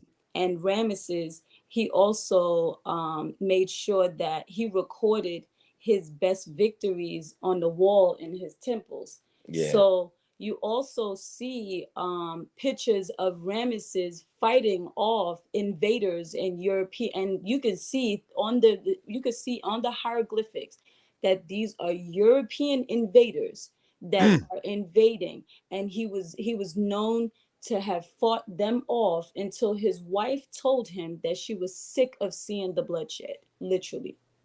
So his wife Nefertari said she was sick of seeing Nefertiti. Well, Nefertari. he was a continuity of a long lineage of rulers that kept white folks out of Kemet. Yes, and his temple overlooked the 48 Nubian villages. 45. How many is still left? There's a few. Did he say it was 4 left? It was 45 underwater. Did he say it was 4 left? Yeah, it's probably 4. Okay, so his temple overlooked the whole Nubian village that was technically there before the dam wiped out, drowned cities of Nubian villages, which is still underwater today. Well, like I was telling you about a lot of our folks lived in these miniature islands in the river, right? Mm. And so they would build temples, they would have villages, they would have their houses, et cetera, et cetera. Um, the what's called the high dam was built in Aswan, and it basically what she's talking about is it created a kind of a lake in one node of the Nile um, that's probably 5 miles. I think they said 5 miles in length and maybe 4 or 5 miles wide. This high dam basically flooded an entire region that goes from Aswan to about 3 hours away down in Abu Simbel, and they had to move the Temple of Ramses II up a mountain. It was at the base of a mountain at one point. So back in the Hold up, bro. They 60s, moved the whole temple. Come on, bro. yeah, they had to move it up What do you mean because move it up? it would have been under the lake with some of our relatives. So you mean tell me they took piece by piece and moved the temple? Yep. Whew. Man, Yep. See, I be thinking I'm sharp, man. I'm dull as a butter knife. Good night. Good Yeah, goodness they did a gracious. pretty good restoration job, and I'm happy they didn't try to doctor anything. They would actually did a pretty good job of just moving everything up, because that would have been lost under the lake. I mean, you think about all the temples and monuments that were lost under this fabricated lake. Um, you know, Was any Europeans down there? And we saw a few, what just very few. visiting? It was a European in the Valley of the King telling me that there was nothing in certain temples. You don't remember that? Oh, There was it's nothing what? Yeah, he would tell me, "Oh, don't worry, don't go in there. There's nothing in there, nothing on those walls and stuff like that." But I just went straight in there, act like he wasn't standing there. And what sure enough, when I went inside of there, they were the darkest pictures in there, darker Nubians in there, in any She's area talking that they about tell pigment. you. There was paint on the walls. In the Yes. Valley of the Kings, I'm glad that you're one of the members of your audience brought that up. In the Valley of the Kings, um, unlike the monuments, most of the pigment of the carvings was still on the walls, and they were depicting themselves as jet black. Hmm. You did have pigment in a lot of the temples, but you can tell with all the weathering and some of the temples of the roof being compromised. Um, obviously these monuments been up for thousands and thousands of years, so the pigment with all the weather has faded in a lot of regards, but it was well preserved in the Valley of the Kings. Basically, it was a bunch of tombs inside of embedded in mountains, and you know all the pharaohs, they would bury themselves in this particular valley, right? That was uh, uh, uh, they would bore these tunnels inside of inside of mountains. So them being underground, a lot of the pigment was still preserved on the Right. walls. And yeah, it's not just a naked carving, right, with no pigment. No, it's full blown color. Was there any signs of was there any signs of the ancient clothing, way of dress? I know Uma York, Oh Oh yeah. yes, Oh she yeah. makes a lot absolutely. of It's all over the Kemet, walls. she makes a lot of Kemet garbs, but I'm talking about for the people. Were the people wearing, or were they wearing more You modern mean clothes? Any? today? Yeah, No, they're it's pale Arab Islamized out. yeah. No, Well, the if you reason why I go into said the Nubian village, you could see that some of the women, they dressed similar to the ones that you see, like still wearing silks and scarves and stuff like that. Um, okay. but that's further down where you see the Nubians are at. Where you see the Arabs, no, you don't see that at all. But further down, the further you go down south, the more they still have the culture and still wearing the clothes, where women are wearing Billy Nubies and stuff like that. You can actually tell that there was certain part of our culture that was taken, or like for example, like you see these Indians and stuff. They took our way of life, when it comes down to clothing, fashion, and food, and somehow they incorporated that into that region. Or like what you said we were already there, right? Yeah, well, the people of shortly after Kemet was conceived from Nubia and Kash, other branches of our family from Kash or Kush went to create what was the Indus Valley civilization. So obviously there's a lot of cultural similarities because they come from the same people. Somebody say Zai Hawass tried really hard to keep King Tut DNA out of the public domain. Oh man, King Tut and Ramesses the first, second, third, Seti the first, they all depicted themselves on the walls. I'm not even worried about it. If you just I gotta go, man. Take your time to go over there and go to the Valley of the Kings, go down in the tombs, and actually look at what they carved and how they depicted themselves. They look like you, bro. Wow. Mm-hmm. Wow. Right. And what I ask, even let me see in if the I Nubian village, yeah, some of them people, you be like, man, them people look like they could be related to you somehow. This one look like this one in the hood, and that one look like this one over there. Yeah. huh? So, yes, they do. They look like long lost family, really. And I don't care what nobody say. If y'all ever heard people coming back from Kemet, and I can include everybody, all our great teachers, all our great scholars. I mean, they give us great information. But one thing I can say, they never gave us what we hearing here tonight. You know what I mean? You had to go there to get this. Because Cryptonomics, he's relating because he been there. You follow what I'm saying? Right. But if we would have to gotten this from our scholars, we would have got something scholarly, but we wouldn't have got this. We wouldn't have got this. So this is definitely appreciated. What I like a lot about a lot of Egyptologists is they don't like to connect it back to the rest of the continent, because the elements that built that civilization is very much alive and kicking in Africa. It's just suppressed.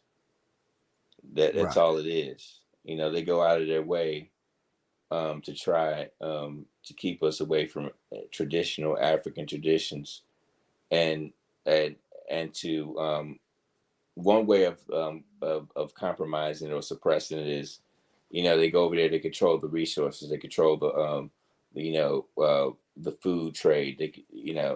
These people are really held hostage in their own lands. It's even in the Nubian village or the Nubians of Aswan, it's kind of like a Jim Crow kind of situation, to be honest with you. In this day? In this day, even yes, to it this is. day, yes. When you say it's like a Jim Crow, what do you mean? I mean, from economically, they're castrated, brother. Wow. They have a good old boy system with it, because tourism is the biggest thing with Egypt, right? And the invaders are controlling the tourism trade, and this is probably the main message of tonight, right? When you go there, you have to get with our people there.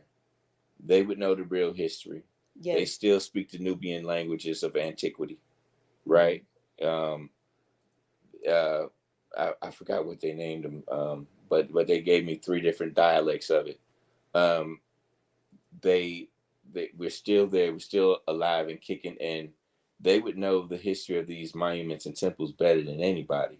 But what you have here is a lot of tourism and people going to people that are not indigenous to that land, that are a part of that invader stock, and they're capitalizing. It's already a very much a poor country because of all the agriculturally, it's very extremely rich, resource rich, but just like everybody everywhere else in Africa, they don't control their land. They don't control their economy. You know, When y'all was there and y'all seen the regular people, did y'all see anybody dressing like this? Hell no. no. Y'all, nobody had the what they No, call it, the horse lock, or no, nobody got that shit on their head. Nope. hey The Crip, lack of I of beat the kung bet. fu. I beat the bet, Crip. I told you with nobody dressing like that, Crip. See, but we also because because I'm into fashion, I had to ask questions. And a lot of the Let's what you hang on see this on one the for a minute. walls, a lot of what we see our ancestors wearing are masks. They were actual masks, and like Did for you? example, the head garb with the what they call that, the thing that go underneath the shoulder. I forgot what they call it, but They're not Moorish. but that was they the Not reason Moorish. why they wear it is because they was it would be it's like something that protects them from the sun, so it would stop the sun from burning their arms and certain parts of their head and stuff like that, and that's why they would wear it. But it wasn't like something that they wore every day. It didn't seem like, it was more so like a ritual thing when they were doing rituals and stuff like that. That So was a headdress for when they were in state. I mean, Yeah. you know, if you really want to revive Kemet, you have to get with the or if you really want to live that culture, um, get with some of with the alive and kicking African traditions up to this day, because they have the same cultural elements. You know, maybe their dress has changed slightly because of, when they moved to West Africa or back south or central, the ecology changed. They're not in the desert anymore. but So y'all was you got to there for dress a little bit hold up. different. Y'all was there for 2 weeks and y'all didn't see one person with Not at No, all. an not Not one at all. extension lock. person. That Not one. that's This nigga look crazy. Not one person looked like Shaka Amos. Not No, one. no, no, no, not All one right, hold person looked like that. Nobody was there dressed like that. no. on. Hold on. Let me show you what I got there. These men have full garbs on. Not one was dressed Most of like them were this. wearing white. Not one dressed like that. No, No. no. Is that the Dang. same person? No, it's a different one. Uma York says that the same person. Shaka, so you can't get mad at Uma York. You got to get mad at me because she don't know who you is. No, The I don't reason know who why I that do is. that because it seemed like I'm gonna tell you.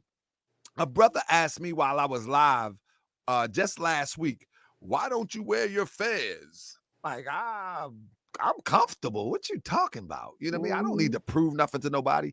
But it Right. seems like those who subscribe to ancient Kemet, sometimes they overcompensate. Yes, they do. And Well, it's a dead culture now. They you can't get the but that's what culture I'm back saying. It's from reading books. overcompensating. But if you would go to uh Egypt, Kemet, you don't even see that. No, Not at all. you don't. They- Hmm. They Like walking that's around literally with an full. extension. That's a hair weave there. Pretty Yeah, much, that's yeah. That's No, a this head. for real. No, I'm for real. I seen it And may close I up. add, you don't see the women. I ain't worried about you, You don't Shaka. see the women walking around like with wigs on and stuff like that. The women don't even have like fake nails like you see like out here. Women ain't walking around with no fake nails on and none of that stuff. They're all very modestly covered up. In the Nubian village, very colorful. In Cairo, the women are all wearing black, just covered up. I mean, and thank God they're covered up, but the women further down in like more south, you could see the difference in the color, it getting darker and darker. The further south you went, the more beautiful the women were, and the more they were wearing more cultural garbs, more beautiful cultural garbs with textiles, colors, silks and scarves and stuff like that. So I was very amused by it. I kind of a little bit blended in with the Billy Newbies on and stuff. So Yeah. can you tell us about some of the food that y'all ate there? Did y'all hold up? First, let's go to Cairo. Did y'all eat in Cairo? yeah. Well, with we stayed at the Hilton there, and the cuisine there was decent. When you go outside and just eat with the locals in Cairo, the food was pretty bad. It was bland. They said All those spices there, and they don't know how to season food at all. They do not know how to season food at all. Yeah. And it was interesting because I have a friend that lives in Egypt, and we met up with my friend in Egypt, and he was showing us, you know, Cairo and stuff like that, like the city of Cairo, and just living there, you know, just being a regular there, rather than being a tourist. The friend that lives in there, is he from America or? No, I actually met. We've been like, I guess, you know, they don't have pen pals nowadays. Now it's like, you know, text friends and stuff.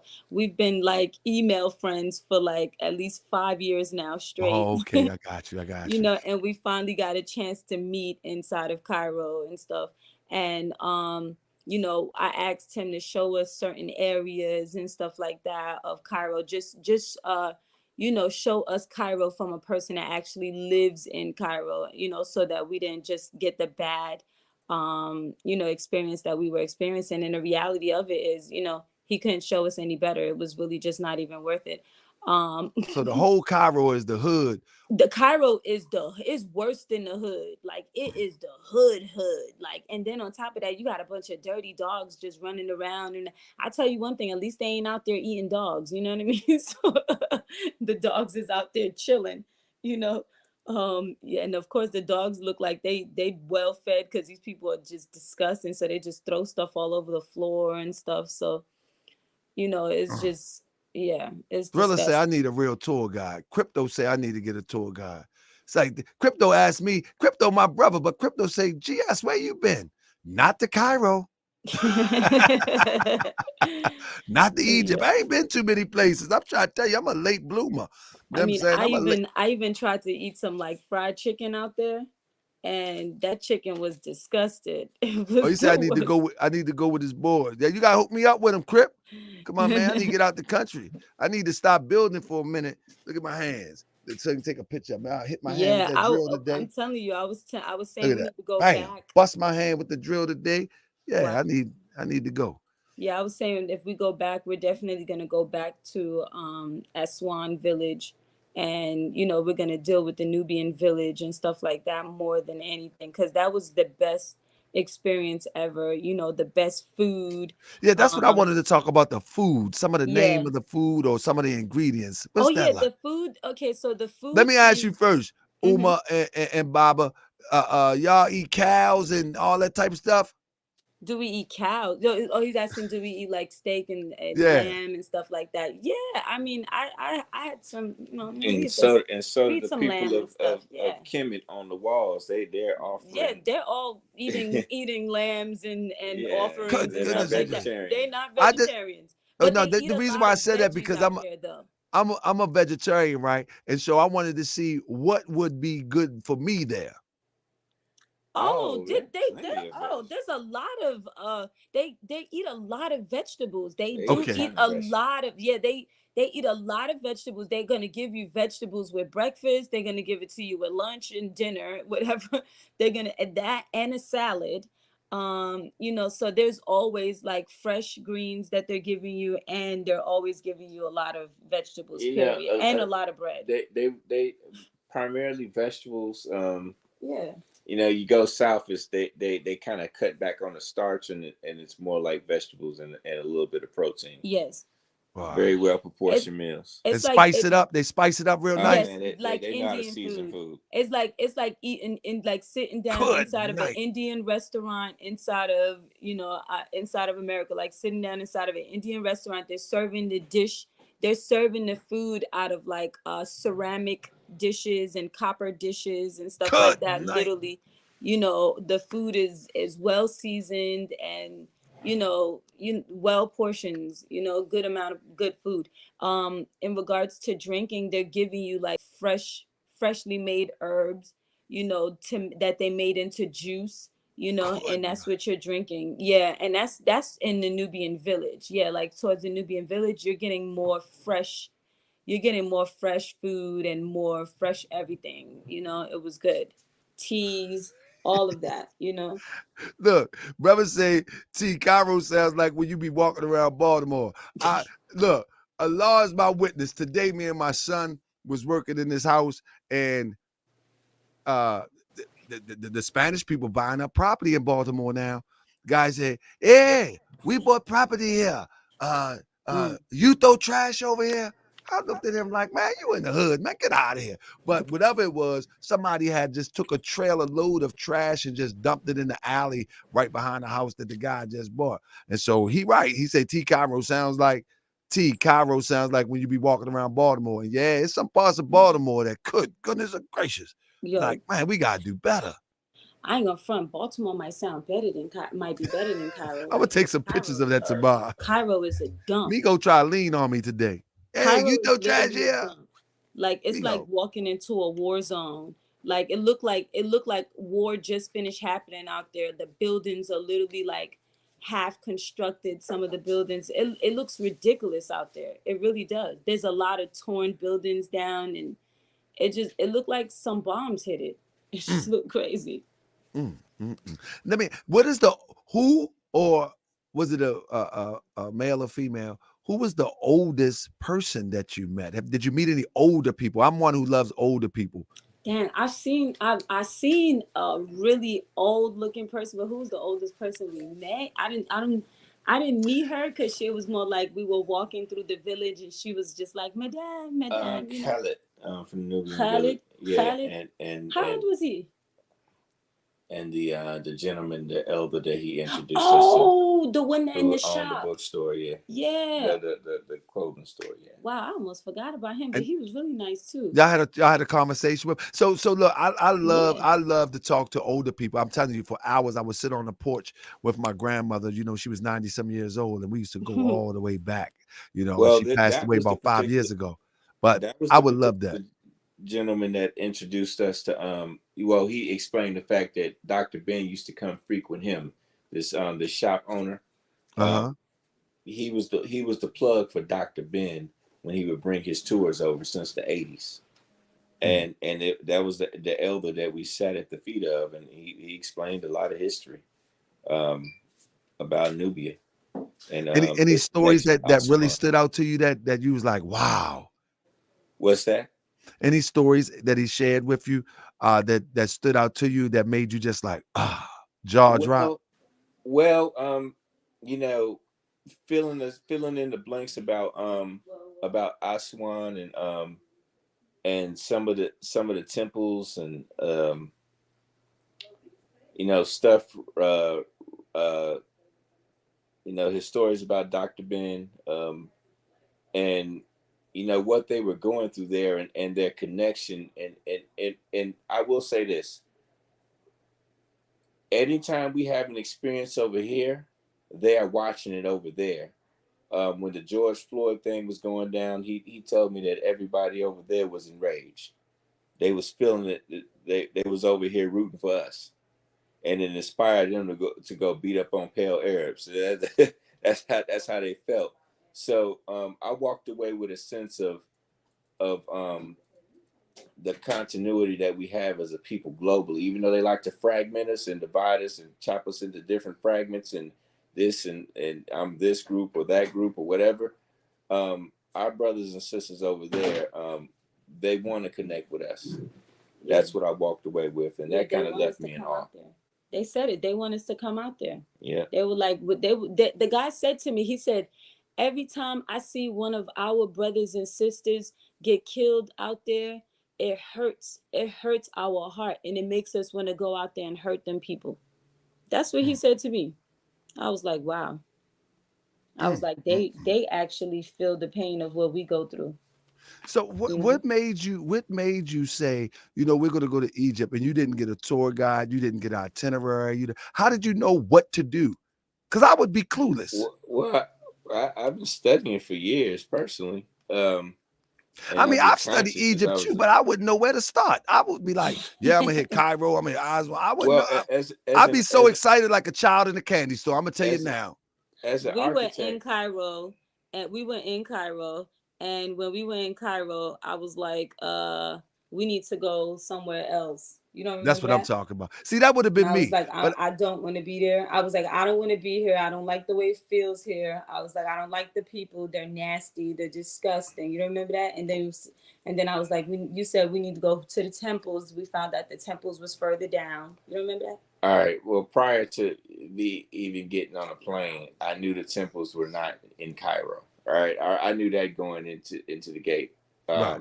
What I didn't know is the difficulty of actually acquiring a vehicle yourself.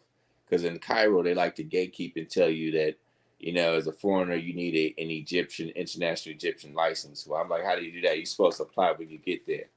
But Aswan is a lot more lax. If I was anybody traveling, I wanted to rent a car, or in fact, if it's your first time, get a driver. You are not going to know where you're going unless you speak Arabic and can read the signs. Yes. That's You're not gonna one. know nothing. So fly into Aswan, hook up with one of the Nubians there, hire him as a driver.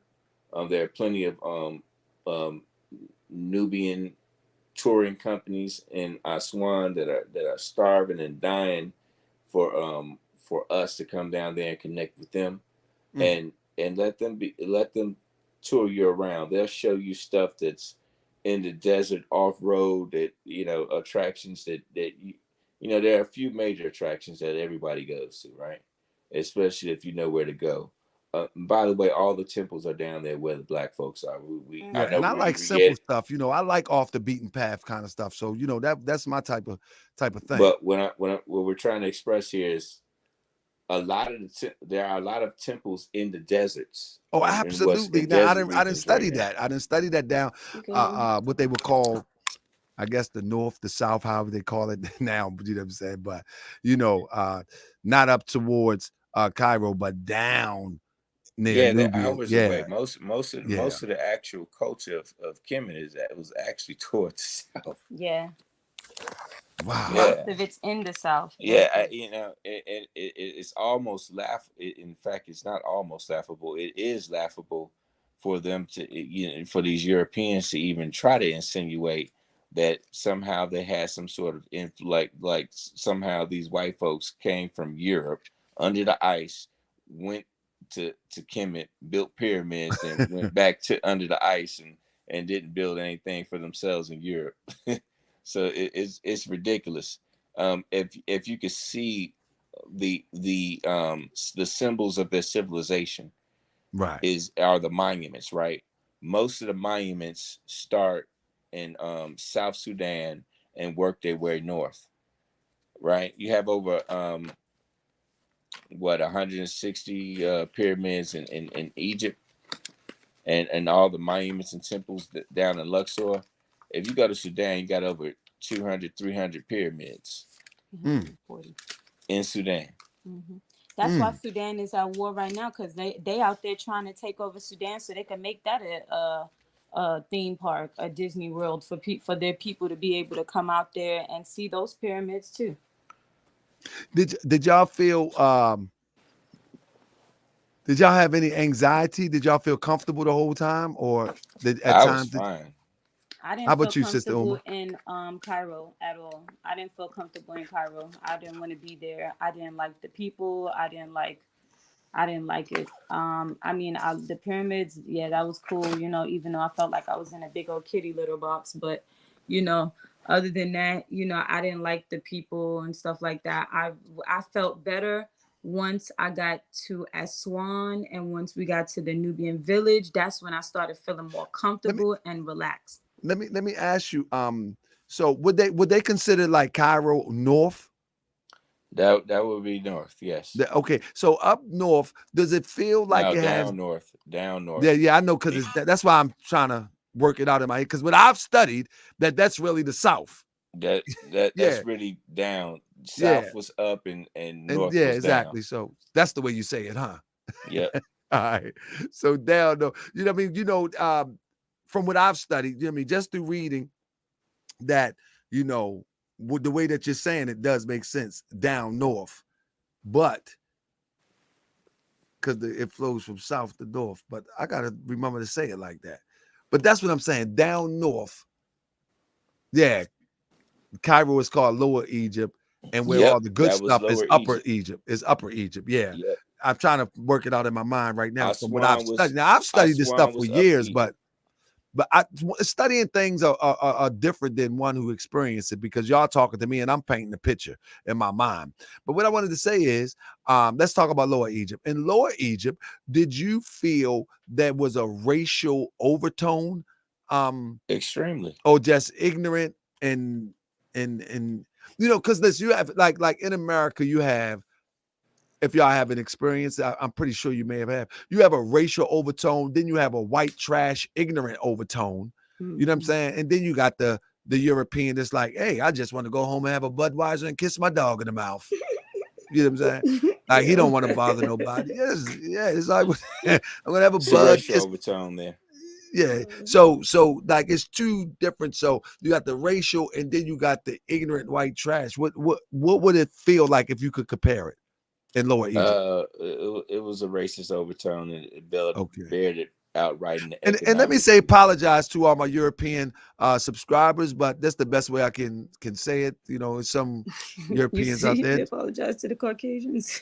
Yeah, I apologize to them because they all of them don't kiss the dog in the mouth and drink Budweiser. Oh, okay, yeah. Yeah. Some of them drink Coors Light. No, I'm playing. A lot of them do be kissing their dog. I'm just playing, but no. You said what you were saying. You said it was a racial overtone. It was ahead, definitely racist. Things like when we were at the Hilton Hotel, you see these pale Arab families, and they'd have these sisters. Jet black sisters. You didn't think there were any black people there in Cairo, but you'd see these Nubian Moorish sisters, and they would be the nannies for their little brats. Mm-hmm. You know, they hire them. Yeah. Yes. Like back in the day. Like slavery. Yeah, it like back slavery. in the 30s and the 1800s. It looked like slavery. So I got a brother in here that got the channel Go Black to Africa. If y'all haven't been there, y'all got to check this out. I think that's the brother, man. He traveled throughout Africa, man. He give good advice. I was watching his show and he was saying that, if don't go there if you ain't got your money right. Don't go there thinking is that you, brother? Go Black to Africa. You had the show maybe about a month ago, and I watch him all the time, and he give people a hands-on experience, and he tell people like the up and up. Don't go there if your money ain't right, thinking you're going to start a business, thinking you're going to build something. That's very true. Yeah, that's a fact. And he was giving stories of how people just failed miserably, and I've been watching them for a minute, so. Did y'all meet anybody that came from America to try to actually live there? No. All of these people shouting ancient Kemet, nobody tried to move there? No, I don't look like it. No. I mean, they looked at us like they haven't seen people in a long time from America. Yeah, everything was shut down because of COVID. So they were yeah. All of these people yelling ancient Kemet. Man, 98% of those so-called Kemet scholars never even been to Kemet. So now, you know what amazes me though? You call them scholars? Did you see that thing on that? I said so-called. Oh my goodness! The picture he put up there. Y'all ever watch? Have y'all ever watched these bodega scholars? I call them bodega scholars. They ain't even so-called. I'm trying. The reason why I say this is because they cheerlead, champion. And they argue about the metadata, you know what I mean? Who wrote it, when it was written, when it was written. They go on and on and on and on. And ain't not one. If they were so interested in stuff like that, again, they would probably tap into some of the tribes that actually left Kemet and went west, went south, et cetera, et cetera. Even the Medjugorje, the dude daughter, I met her. She didn't even know anything about ancient Kemet. Yeah. Remember, I told you I spoke to his daughter, the dude that wrote the Medjugorje, the dude that wrote the Medjugorje. What's she called? Nefra Amun. Yeah, she didn't even know a lot about ancient. He calls it the Medjugorje. She did not know nothing about her father's books or anything like that at all. Well, he wasn't talking about that. Huh? I thought he said the Medjugorje. No, he's talking about the hieroglyphics. Language on the hieroglyphics. Yeah, the hieroglyphics. The Greek term is the hieroglyphics. It's kind of hard to say that that's Some people say Metru Necha. I It's mean, kind of in hard. America, we say it about a variety of ways, but It's clearly a message, right? That and these symbols are clearly have meanings to them.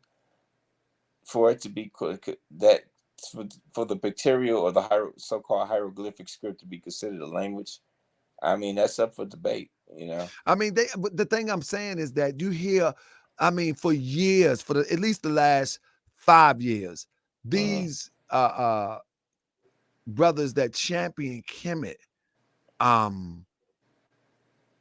they never bring this story back. Yeah. They never bring this story back. You know what we hear? The grandiose stories of the pyramids in Cairo. I'm telling you, you Cairo will is not horrible. find one of these scholars, so-called, as you said, that will ever illustrate what y'all have illustrated here tonight. Cairo had nothing to do with Kemet. But I'm just saying, but you would never. No, the thing is that when we look at the pyramids, the main pyramids that we see from America are the ones in Cairo. You know what I'm saying? Like, you gotta understand that. Like, come from a blank slate point of view. Whenever you see pyramids in America, it's the ones in Cairo. Without study, without nothing. You know what I'm saying? And so just from a grown man, baby, grown woman, baby's point of view, brothers that go there and actually go and see those pyramids in Cairo, they never illustrate this part. This is all new. Wow. How many people in the chat ever just, not that y'all went, but ever heard one of them bodega scholars talk about Cairo in this way? Not that you went, but I've never heard it. And I've been following this stuff for a long time. Cryptonomics even didn't even tell me. Crypto been there and ain't tell me about the trash. If you notice, a lot of people that probably went, they don't talk about it, but they just got pictures and that's it. Most of the time, they got pictures right in front of the pyramids and they keep it moving. And I'm sure the way they were dressed, I'm sure they were told put your clothes on too, because most of them you had to be covered up with scarves and stuff like that. The only people that they allowed to walk around there practically naked were the Europeans, because they were too scared to even talk to them.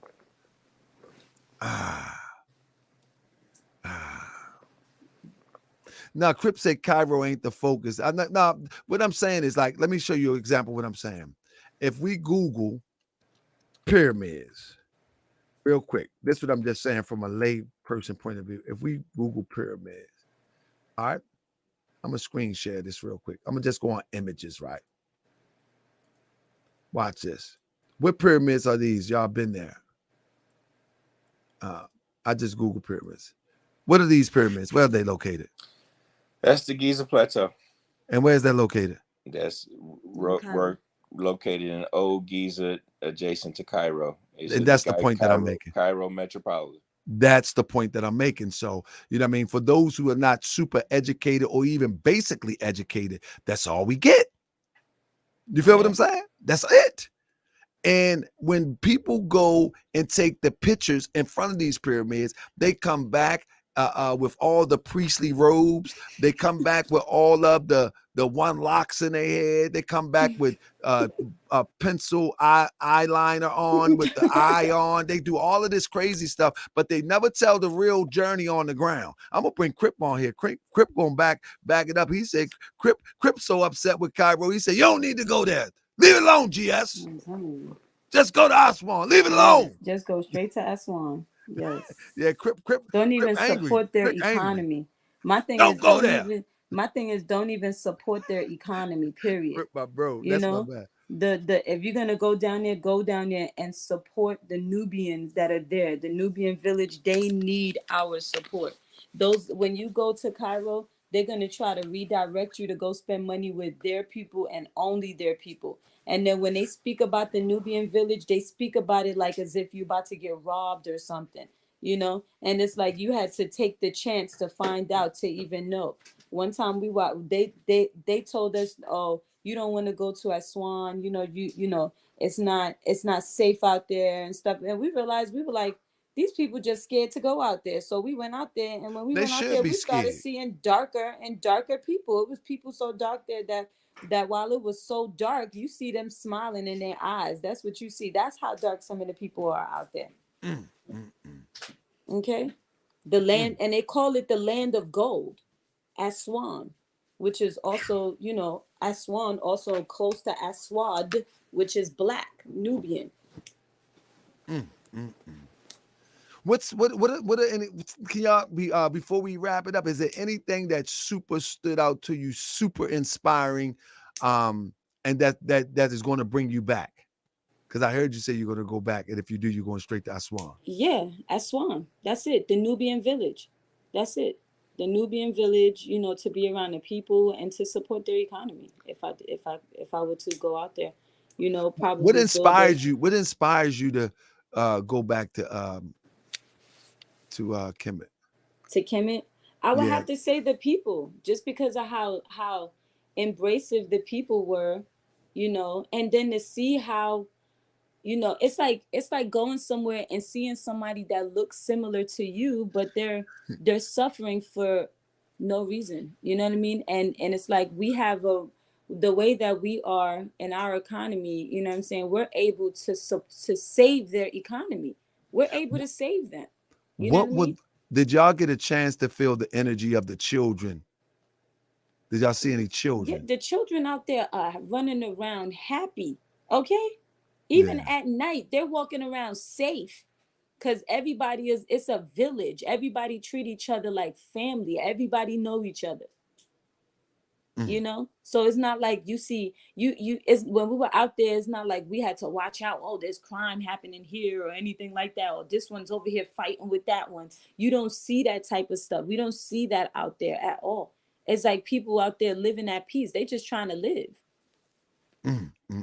So you don't see like police and like when you ever go in a city in America, Not in Aswan, you don't. Not in Aswan, you didn't see that. Traveling on the checkpoint. Yeah, every checkpoint now. Yeah, every checkpoint you do see that. You could tell they trying to control where the Americans are and stuff like that. That's when you're in like the mainland of Cairo and the mainland of Aswan. Yeah, you'll see that. But when you go off, when you take that boat from Aswan onto the Nubian village, you don't see that. No, you don't see that. So on your way back, did y'all have to go back through Cairo? Yeah, we had to go back through Cairo because we took our flights from Cairo. So because we took our flights from, and we tried to look for flights from Aswan, and that just didn't happen because of the whole COVID thing, and there were new strands coming out and all kinds of other crazy stuff they were talking about. May I add, when you're in Cairo, people are walking around with masks on and stuff like that. When you're in Aswan, they ain't even worried about it. They Nubian village, they not even thinking about it. That's what I was about to ask They you. not even How thinking are about they it. handling it in the Nubian village? That was about to be They one of my not last even questions. thinking about it. They're not even. They weren't out there walking around with masks on and stuff. And and another thing is, when you're in Cairo, people coughing and you're like, oh my God, you trying to dodge people and stuff. But in the Nubian village, you didn't have to go through that. There wasn't people walking around coughing and stuff. That if anything, it was people coughing. It was Europeans out there coughing.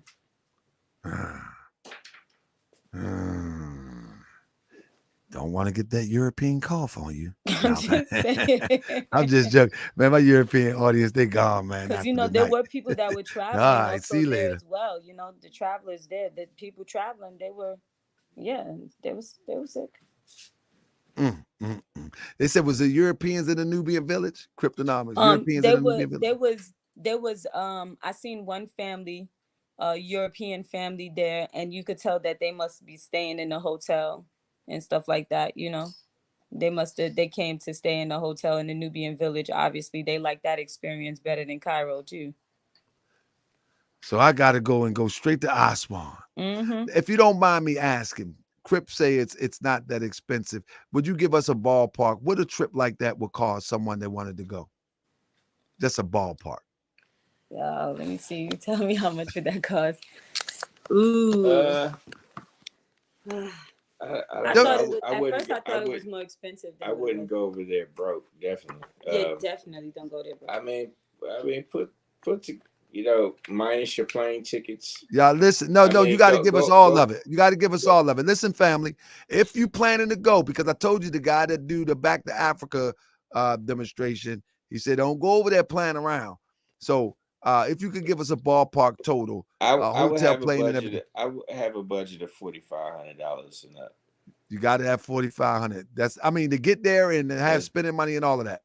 And that's minimal. Mm-hmm. All right, y'all hear? Don't y'all go over there with no $1,500 because you got a plane ticket for $8. Done. Oh nah, you going up? You joking? You playing yourself? You playing yourself? Going over there with $1,500. Yeah, your paper needs to be straight. And believe it or not, you go over there with $1,500, and your first stop is Cairo. They gonna clean you out. Within the first 2-3 days that you get there, they're gonna try their best to clean you out. Look, somebody said, Taharka Bey, you have to watch YouTube videos of people that go to Nubian Village. There are some out there. I've watched them. Some have Airbnb set up waiting to come through. Let me tell you something. One of the things that I listen, fam, this is real talk. I'm not a YouTuber. I'm a guy that does YouTube. So a lot of my time has been really working on trying to take care of my family. I'm talking about really, really working. I'm talking about getting these hands in the muck for the last 15 years. You know what I'm saying? Because I set myself back by being a fool when I was younger. And so I felt as though I had to play catch up. And so I've been just working and working and working and working. But I think it's time for me to make a move on it. You know what I mean? A lot of people that does YouTube vlogging, they might have had more of a different lifestyle than I've had before I came of age 15 years ago. But so now I think it's time for me to go check it out. You know what I'm saying? So you should definitely go. The rate at the Nubian hotel that she recommended earlier was, I think they said quoted us like 65 a night. Yeah. I that's pretty good for there. I think in Cairo, I paid $150 a night, and that was with a discount. Oh man, that's like Vegas or something. Well, you know. Yeah, well, it was a nice. It's like a cheap Vegas demonstration. The Nubian Village was a lot cheaper. Yeah, it was a lot cheaper. He quoted like 60, 70 a night. Yeah, 65 a night. Yeah, depending on which room you have, and it was like nice views and stuff like that. Yeah, and plus you're right on the Nile River. Every morning is a good morning to wake up and see that every morning. The natural surrounding, all the vegetation, everything that you want to see is down in Aswan. The landscaping is very beautiful, breathtaking.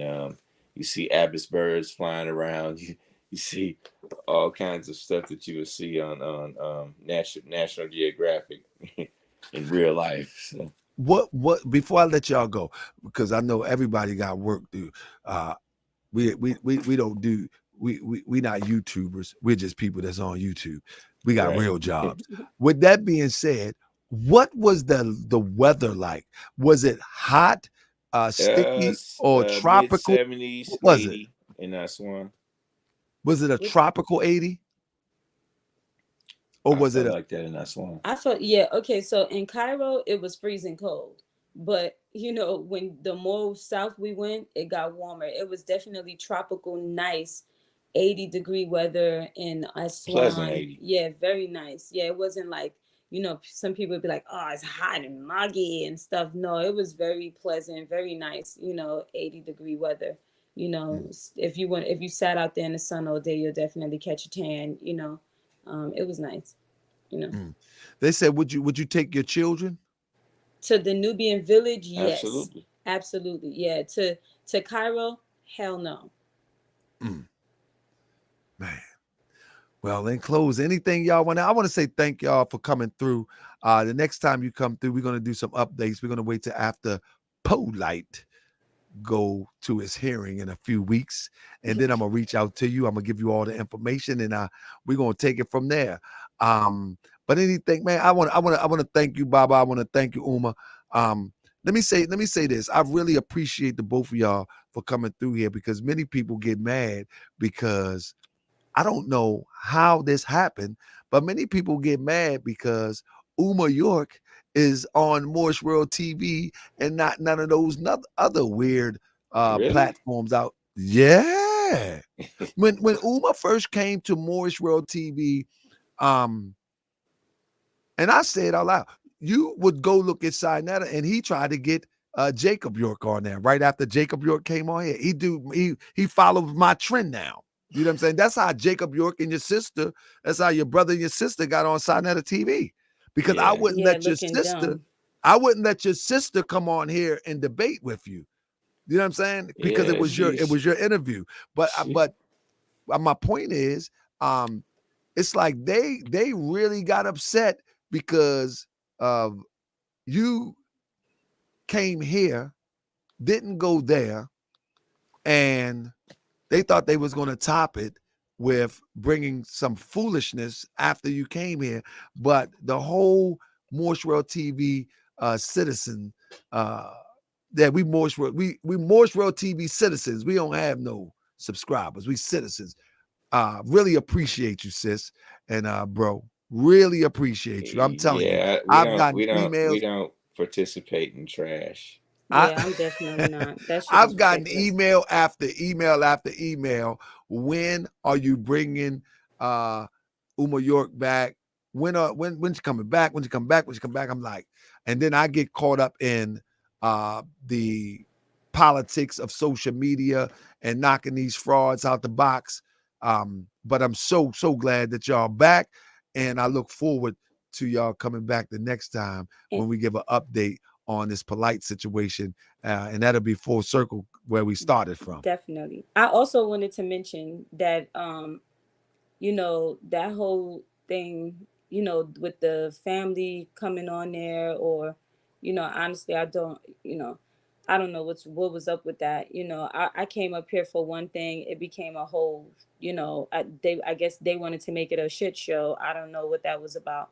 You know, most of them, as you see from the interview, because I didn't really get the opportunity to watch the whole interview before me and you went back live about it, Right. I didn't watch and the whole thing either because I really didn't, because I felt as though that it was a calculated response just to get some attention, because you didn't really definitely, dig in them, you didn't drag them, you didn't. I mean, it was unwarranted. You know what I'm yeah. saying? Like you wasn't taking jabs at anybody. We was literally so Well, I didn't well, waste my time. well, a lot of people have a lot to hide, right? And they themselves don't want to be exposed. Hmm. So that's folks' guilt coming out. That's all it is. And people know I know a lot of people's secrets. That's another thing. You know what I Yeah, mean? And yeah. they've tried their best to bury me, but I've always, came out the ground, no matter where they I threw mean, me. these a lot of these So folks, especially members of her family, are very upset that she has she's comfortable in life, and they're not doing quite well. So it is what it is. but it's always been that way. It's always been Yeah, that it's way. always been that way. They've always looked at me as the one that should still be struggling, and I Yeah, always find my way out no matter what. And I'm an entrepreneur, and I work on doing what I have to do no matter what. yeah. Our motto is flights over feelings. We catch flights, not feelings. Yeah, that's a new thing. Woo! We catch flights, not feelings. Yeah. And may I add, I thought it was interesting That's that true. during this whole time that we were going through the interviews, that my Instagram got hacked. And it was my work Instagram that got hacked. My design and my regular Instagram. So anybody who tried to add me before, I got my regular Uma York Instagram page back. So that's the real me. Anybody that is following the Uma York underscore, please unfollow them. I would never ask for any money. I would not ask for any Bitcoin or do any of that. I guess what they call that panhandling and stuff. I don't know, Begging. So if someone's asking or begging anybody for money, and that's not me, please unfollow them. I don't know. These people are trying to tarnish my name. So I just want to throw that out there as well. Indeed. How about you, Baba? Anything you want to say in closing, brother? Um, look out for the Imhotep Architecture Medical Youth Society. I'm probably going to do a docu lecture on Kemet and its connection to the rest of Africa. Probably in the coming weeks, and probably write some literature on it. Down the road. We have to be the ones to educate our children. We can't leave it up to other folks and other cultures. And you cannot consider yourself a scholar of anything related to the motherland or our people of antiquity if you don't connect with the rest of the continent. There is no European lens for viewing our people. You have to go to our folks for that. It's laughable when folks call themselves Egyptologists because that's something that white folks came up with. Absolutely. Absolutely. Right. That's a fact. It's a joke. And so my last words is this. When I was making the flyer, my wife seen the flyer and she was like, oh, that's Uma York husband. Oh, that is so nice. So keep up that imagery. Throw it in their face. Throw it at them. Throw it at them. You know what I'm saying? Because my wife, she the type of person that she feels good energy. She can look at a picture and she'll be like, yes, I like that. Oh, that is, you know what I'm saying? So keep that image out there. There's a good vibration in those images. You follow me? Definitely. For real, Thank keep you. them images We out there. appreciate that, brother. Yeah, That vibration keeps that devil at bay. I think we have a purpose, and our purpose is pretty much to make sure that we're teaching the youth, so that our youth isn't lost into all of what, we've been taught, even when it comes down to me with fashion, trying to teach women how to become more modest, because a lot of our girls now, they're over sexualized, what I'm saying, exposing themselves way too much, and if I could show them how to be more modest in my fashion industry or just, with my fashion, that's what I do, try to teach the youth how to, preserve themselves more from when it comes down to the women, that aspect of it. Oh, yeah, we got to get you on our second women's panels. We had a women panel a few weeks ago with Almatula, Yasmin, my wife, and my sister Almatina Bey. Yeah, you got to come on. The next time we have a women's panel, come on, sis, because that's one of the things that we're pushing, that our young women are being influenced by a culture that's not theirs. Yes. And yes. they're breeding this culture, basically. They're influenced by it, and now they breed it. Yes.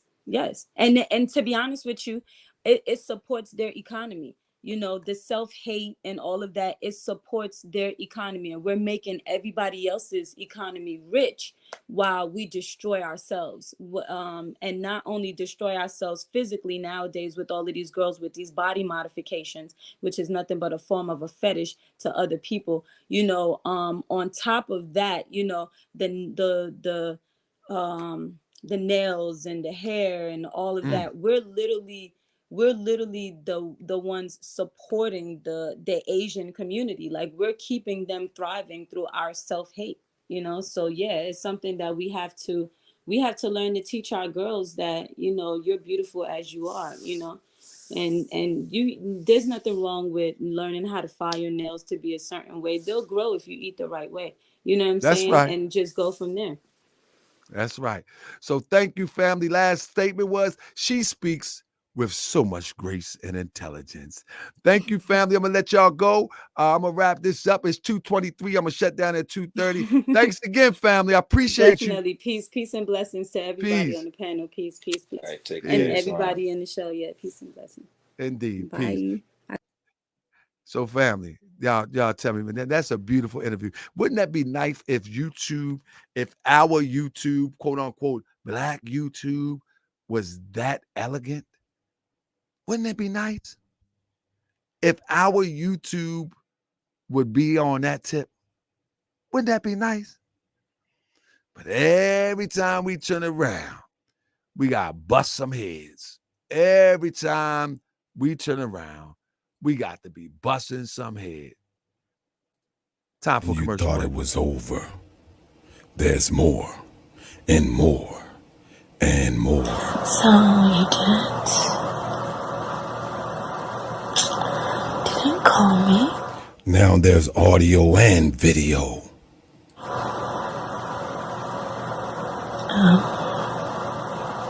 Because you know what, I'm not anybody that's interested in. You're not interesting to you. God, my neck looks like it's gone. Only on TaharkaBey.com. You should have chilled. I watched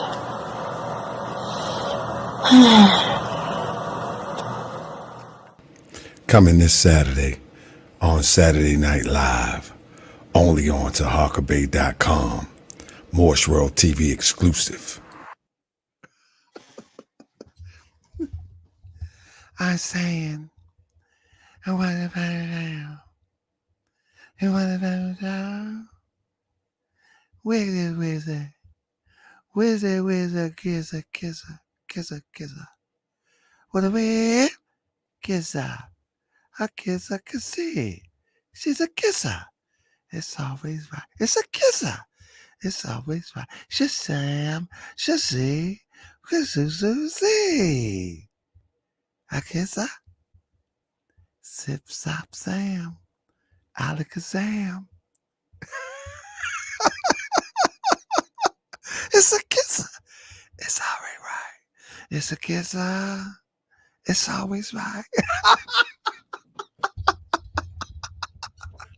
You should have never came back. Fool, you should have never came back. Look, I'm gonna let them make like 5 more videos, and then I'm gonna drop the bomb.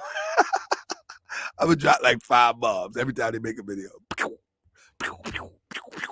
I'm gonna let them make 5 more videos. Then they get to my dog. Then I'm like,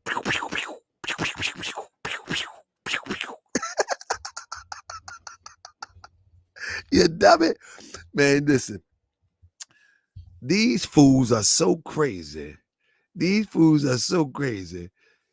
put Inky on the show to try to tell people that sea moss is a $1 billion industry. Where at? Wait, sea moss? Inky's so desperate. Inky said, See, it's the islands. See, we drag it out the water. See, we got control of it. You don't know nobody in the islands except for Haiti. Why you ain't over there dragging it out the water? We drag it out the water. We drag it out. You ain't seen nobody dragging those sea moss out no water.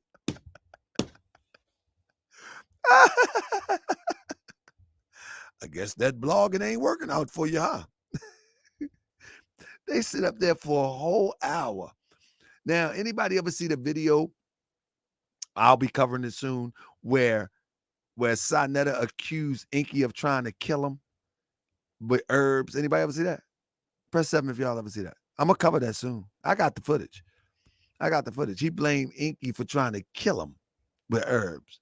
Then he got the nerve to get up there. Yeah, see, if you buy your sea moss from Inky, if you buy your sea moss from Inky, at least he could tell you about it. Because he know about sea moss. Ain't this the same fool try to kill you? You can't make this stuff up. I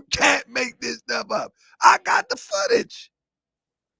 Unbelievable to me. See, this is why you got to buy from Inky. See, if you buy from Inky, he know. Matter of fact, that don't even sound like Sonetta. This is how Sonetta sound now.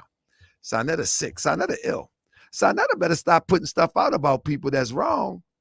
Sonetta killing himself. Y'all hear him talk lately? yeah. Y'all, anybody watch that? Anybody still watch that? Yeah, go ahead, Inky. Like he got something on his mind all the time. He ain't even listening. Yeah, because the pills, he did that too. Because the pills was the first one to talk about sea moss. Y'all hear how he talk? Yeah, the first one to talk about sea moss.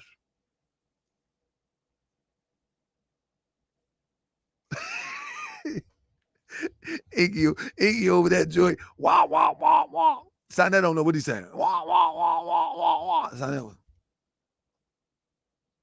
like, man. I'm going to tell you, family, one thing you can learn from this whole situation, and you're going to see, family, do not be malicious in your attempts. Never do that. Being malicious is like a cancer. It will eat you alive. Being evil, being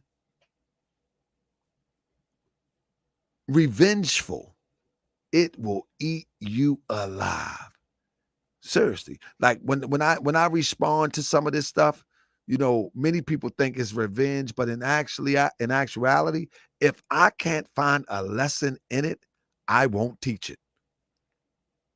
If I can't find a lesson in it, I won't talk about it.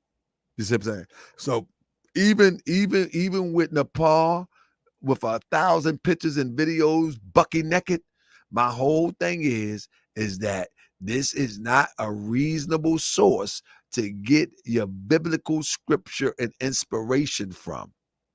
Because the same time that she was putting on her biblical scholar hat, she was taking off her clothes around the internet.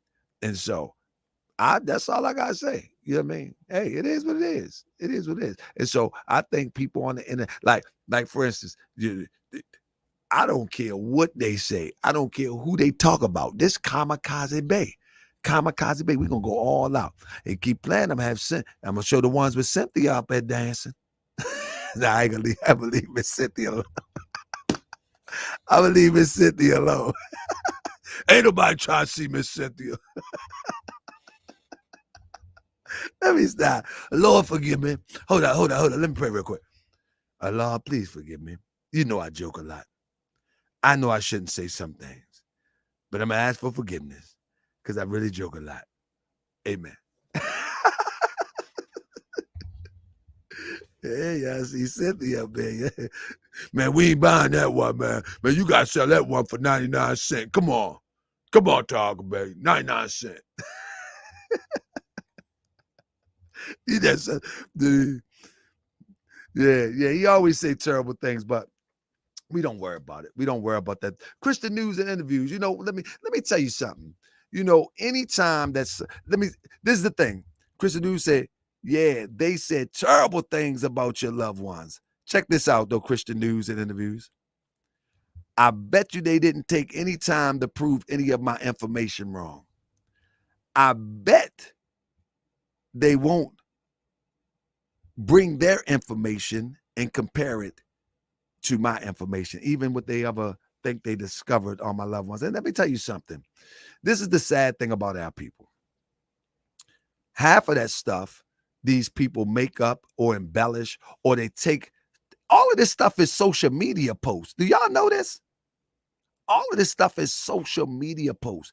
The same way I found the naked pictures on social media, they find this stuff on social media and they interpret it. You know what I'm saying? Which it doesn't bother me. You know what I mean? We can go toe to toe all day long. But the difference is this.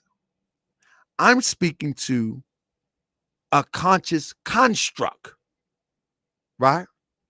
In other words, these people are committing these acts under the ideal that they're conscious. When they start talking about my mother, she never been a blogger. She never swindled nobody. She never bamboozled nobody. When they talk about my wife, she never swindled nobody.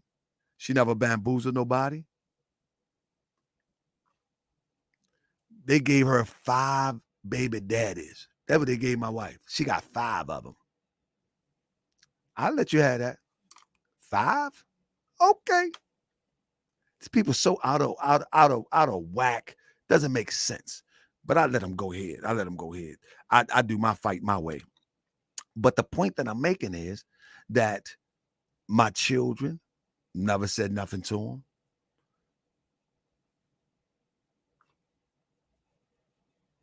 They can't say I beat my wife with a bat no more.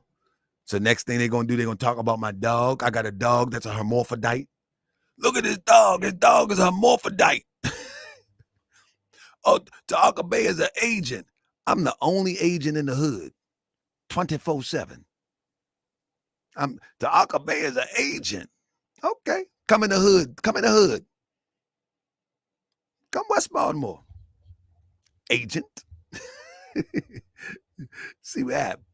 But with that being said, these people are crazy. So I don't entertain it. The only time I go and look at any of this comment section, some people send it to me, but the only time I really look at it is when I'm ready to drop a bomb. And I'll be dropping a bomb probably on Saturday, you know. And when I drop a bomb on Saturday, I use their own footage. You know what I mean? But then they try to strike me because they can't outsmart me. You know what I mean? They can't outsmart me. So, but I'm trying to get away from that stuff. You know what I mean? I be trying to get away from that stuff because in reality, right?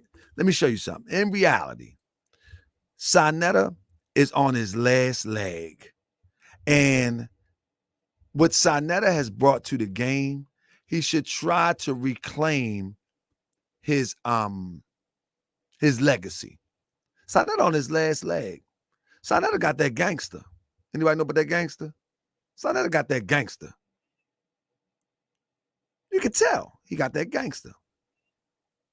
And that gangster take you out.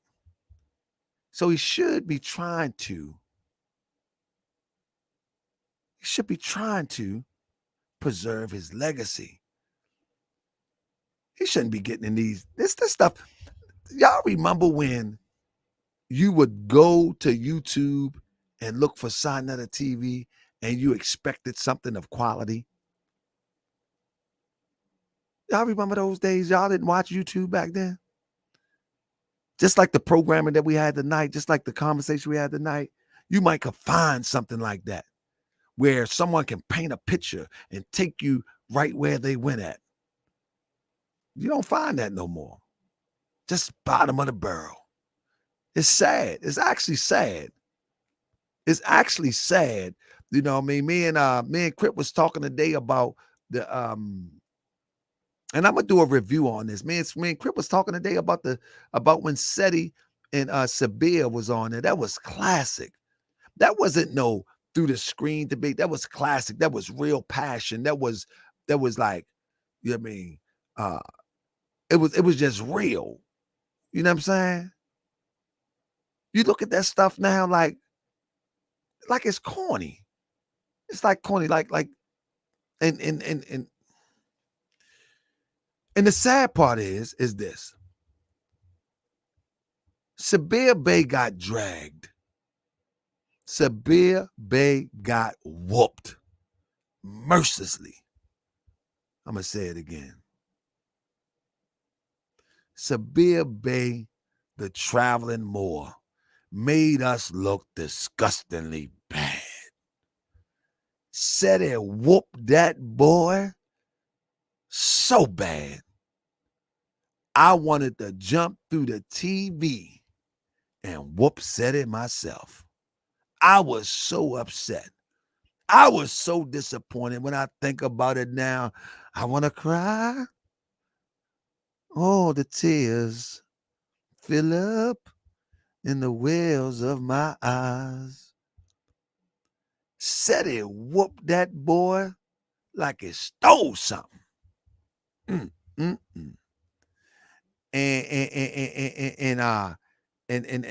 the Brooklyn, what's the brother name? He was the Brooklyn Magic Moor or something. Oh my goodness. Anybody remember that? What was the guy name? Brooklyn something. Oh, Crip. You remember his name? Crip. Man, Seti had both of them up against the rope. What's that brother name? He was a Moor too. Oh my goodness, man. Seti. Oh man. Brooklyn something. I forget his name. Yeah, the Dark Island brother, man. His name was Brooklyn Magic or Brooklyn something. But man, Seti had them both up against the rope. See, we was talking about Sabir, but Seti had them both up against the rope, Crip. Yeah, Moorish Brooklyn. There we go. That's his name. Man, Now, Moorish Brooklyn, you ain't been on the scene for a while, though, so don't get mad at me. But, man, said he had them both on him. Man, hey, I'll tell you what. Hey, Matt Goodman, that was the day that I decided I need to make a YouTube channel. I felt disrespected as a Moor. I did. Listen, I felt disrespected. I felt disrespected as a Moor, man. Seriously, man. Said it dragged them two brothers like, yeah.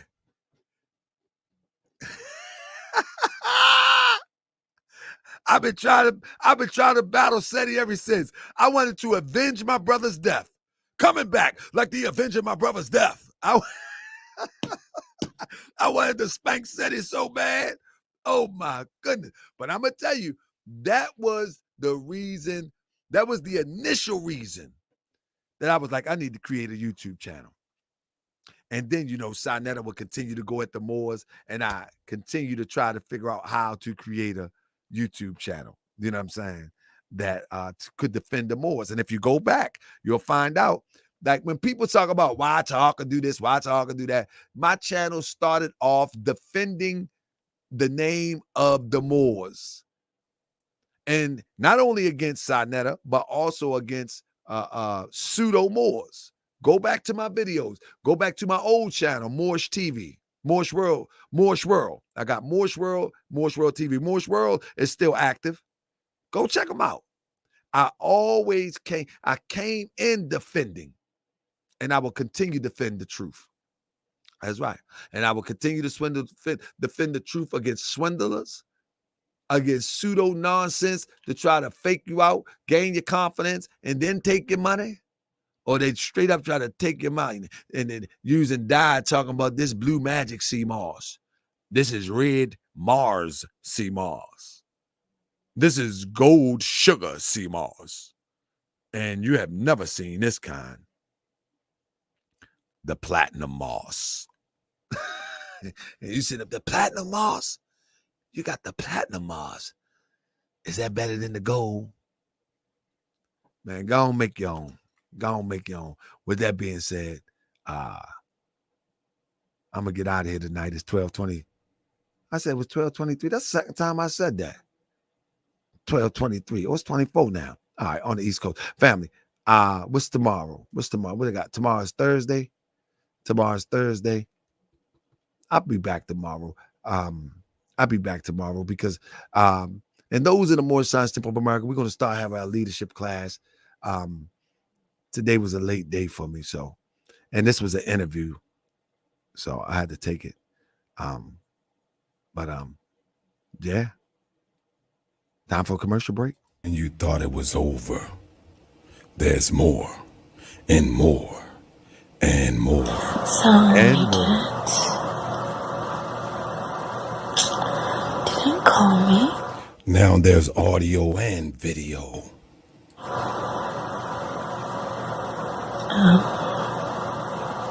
Because you know what, I'm not anybody that's interested in. You're not interested. What she saying, Crip? God, my neck looks like it's gone. Only on TaharkaBey.com. I sound like Busta Rhymes. Only on You should have Taharka Bey. chilled.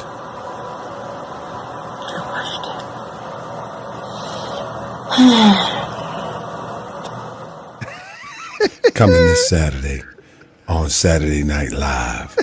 Only on TaharkaBey.com. Moorish World TV exclusive. Me and my wife fried the people.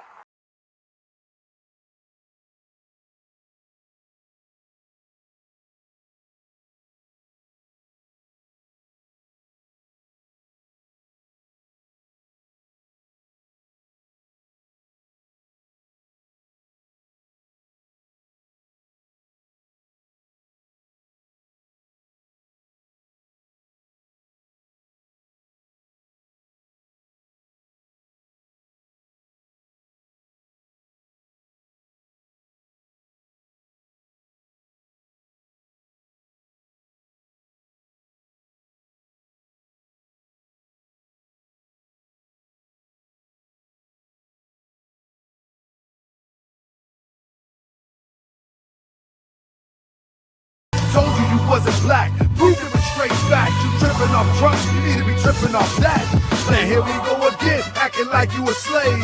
The same people talk European how to bathe. And looking at women buying European hair. No love for self, but do the men really care? Hell no, but they got a love for Europe. Whole generation chasing pills, weed and syrup. Yeah, they love Lil Yachty, Tucci, Gucci, Kodak, Amigos, Ross, Lucid. But when the love for the woman look like your mother, I guess they say it's all black when it's under the cover. Now Cypher, I be that more you gon' remember. I'ma be that more you gon' remember, that's right. I be that more you gon' remember. Taharka Bey front line. Till the law call my number. Hey, I be that more you gon' remember. I'ma be that more you gon' remember, that's right. I be that more you gon' remember. Taharka Bey front line till the law call my number. All you super scholars holler. This era for the workers. You ain't building on the ground, then you worse than a twerker. You look and sound good, but that's only on the surface. Probably working for them people. Now tell me what's your purpose. Ain't worried about your homie, but know that I know every mo that rock a fast. He ain't my bro. Yeah, you know I ain't slow. I seen it all before. How they try to kill the prophet. It was all for dough. And some got it right now. Don't say that I'm not down. I'm coming for my fast mistakes. I want my town, my shirt, my stores, my school, my nation. Sick and tired of the procrastination and debate. Y'all keep hating when love is the savior. You don't love yourself, so you can't love your neighbor. That's why you killing, fighting, marry out of your race. If you ain't for Moorish world, then get out of my face. Cause Chinese love China, Italians love Italy. If you should love the Moorish world, come on and build it with me. Let's go. I be that more you gon' remember. I'ma be that more you gon' remember, that's right. I be that more you gon' remember. Taharka Bey front line till the law call my number. I be that more you gon' remember. I'ma be that more you gon' remember. Check 1, 2.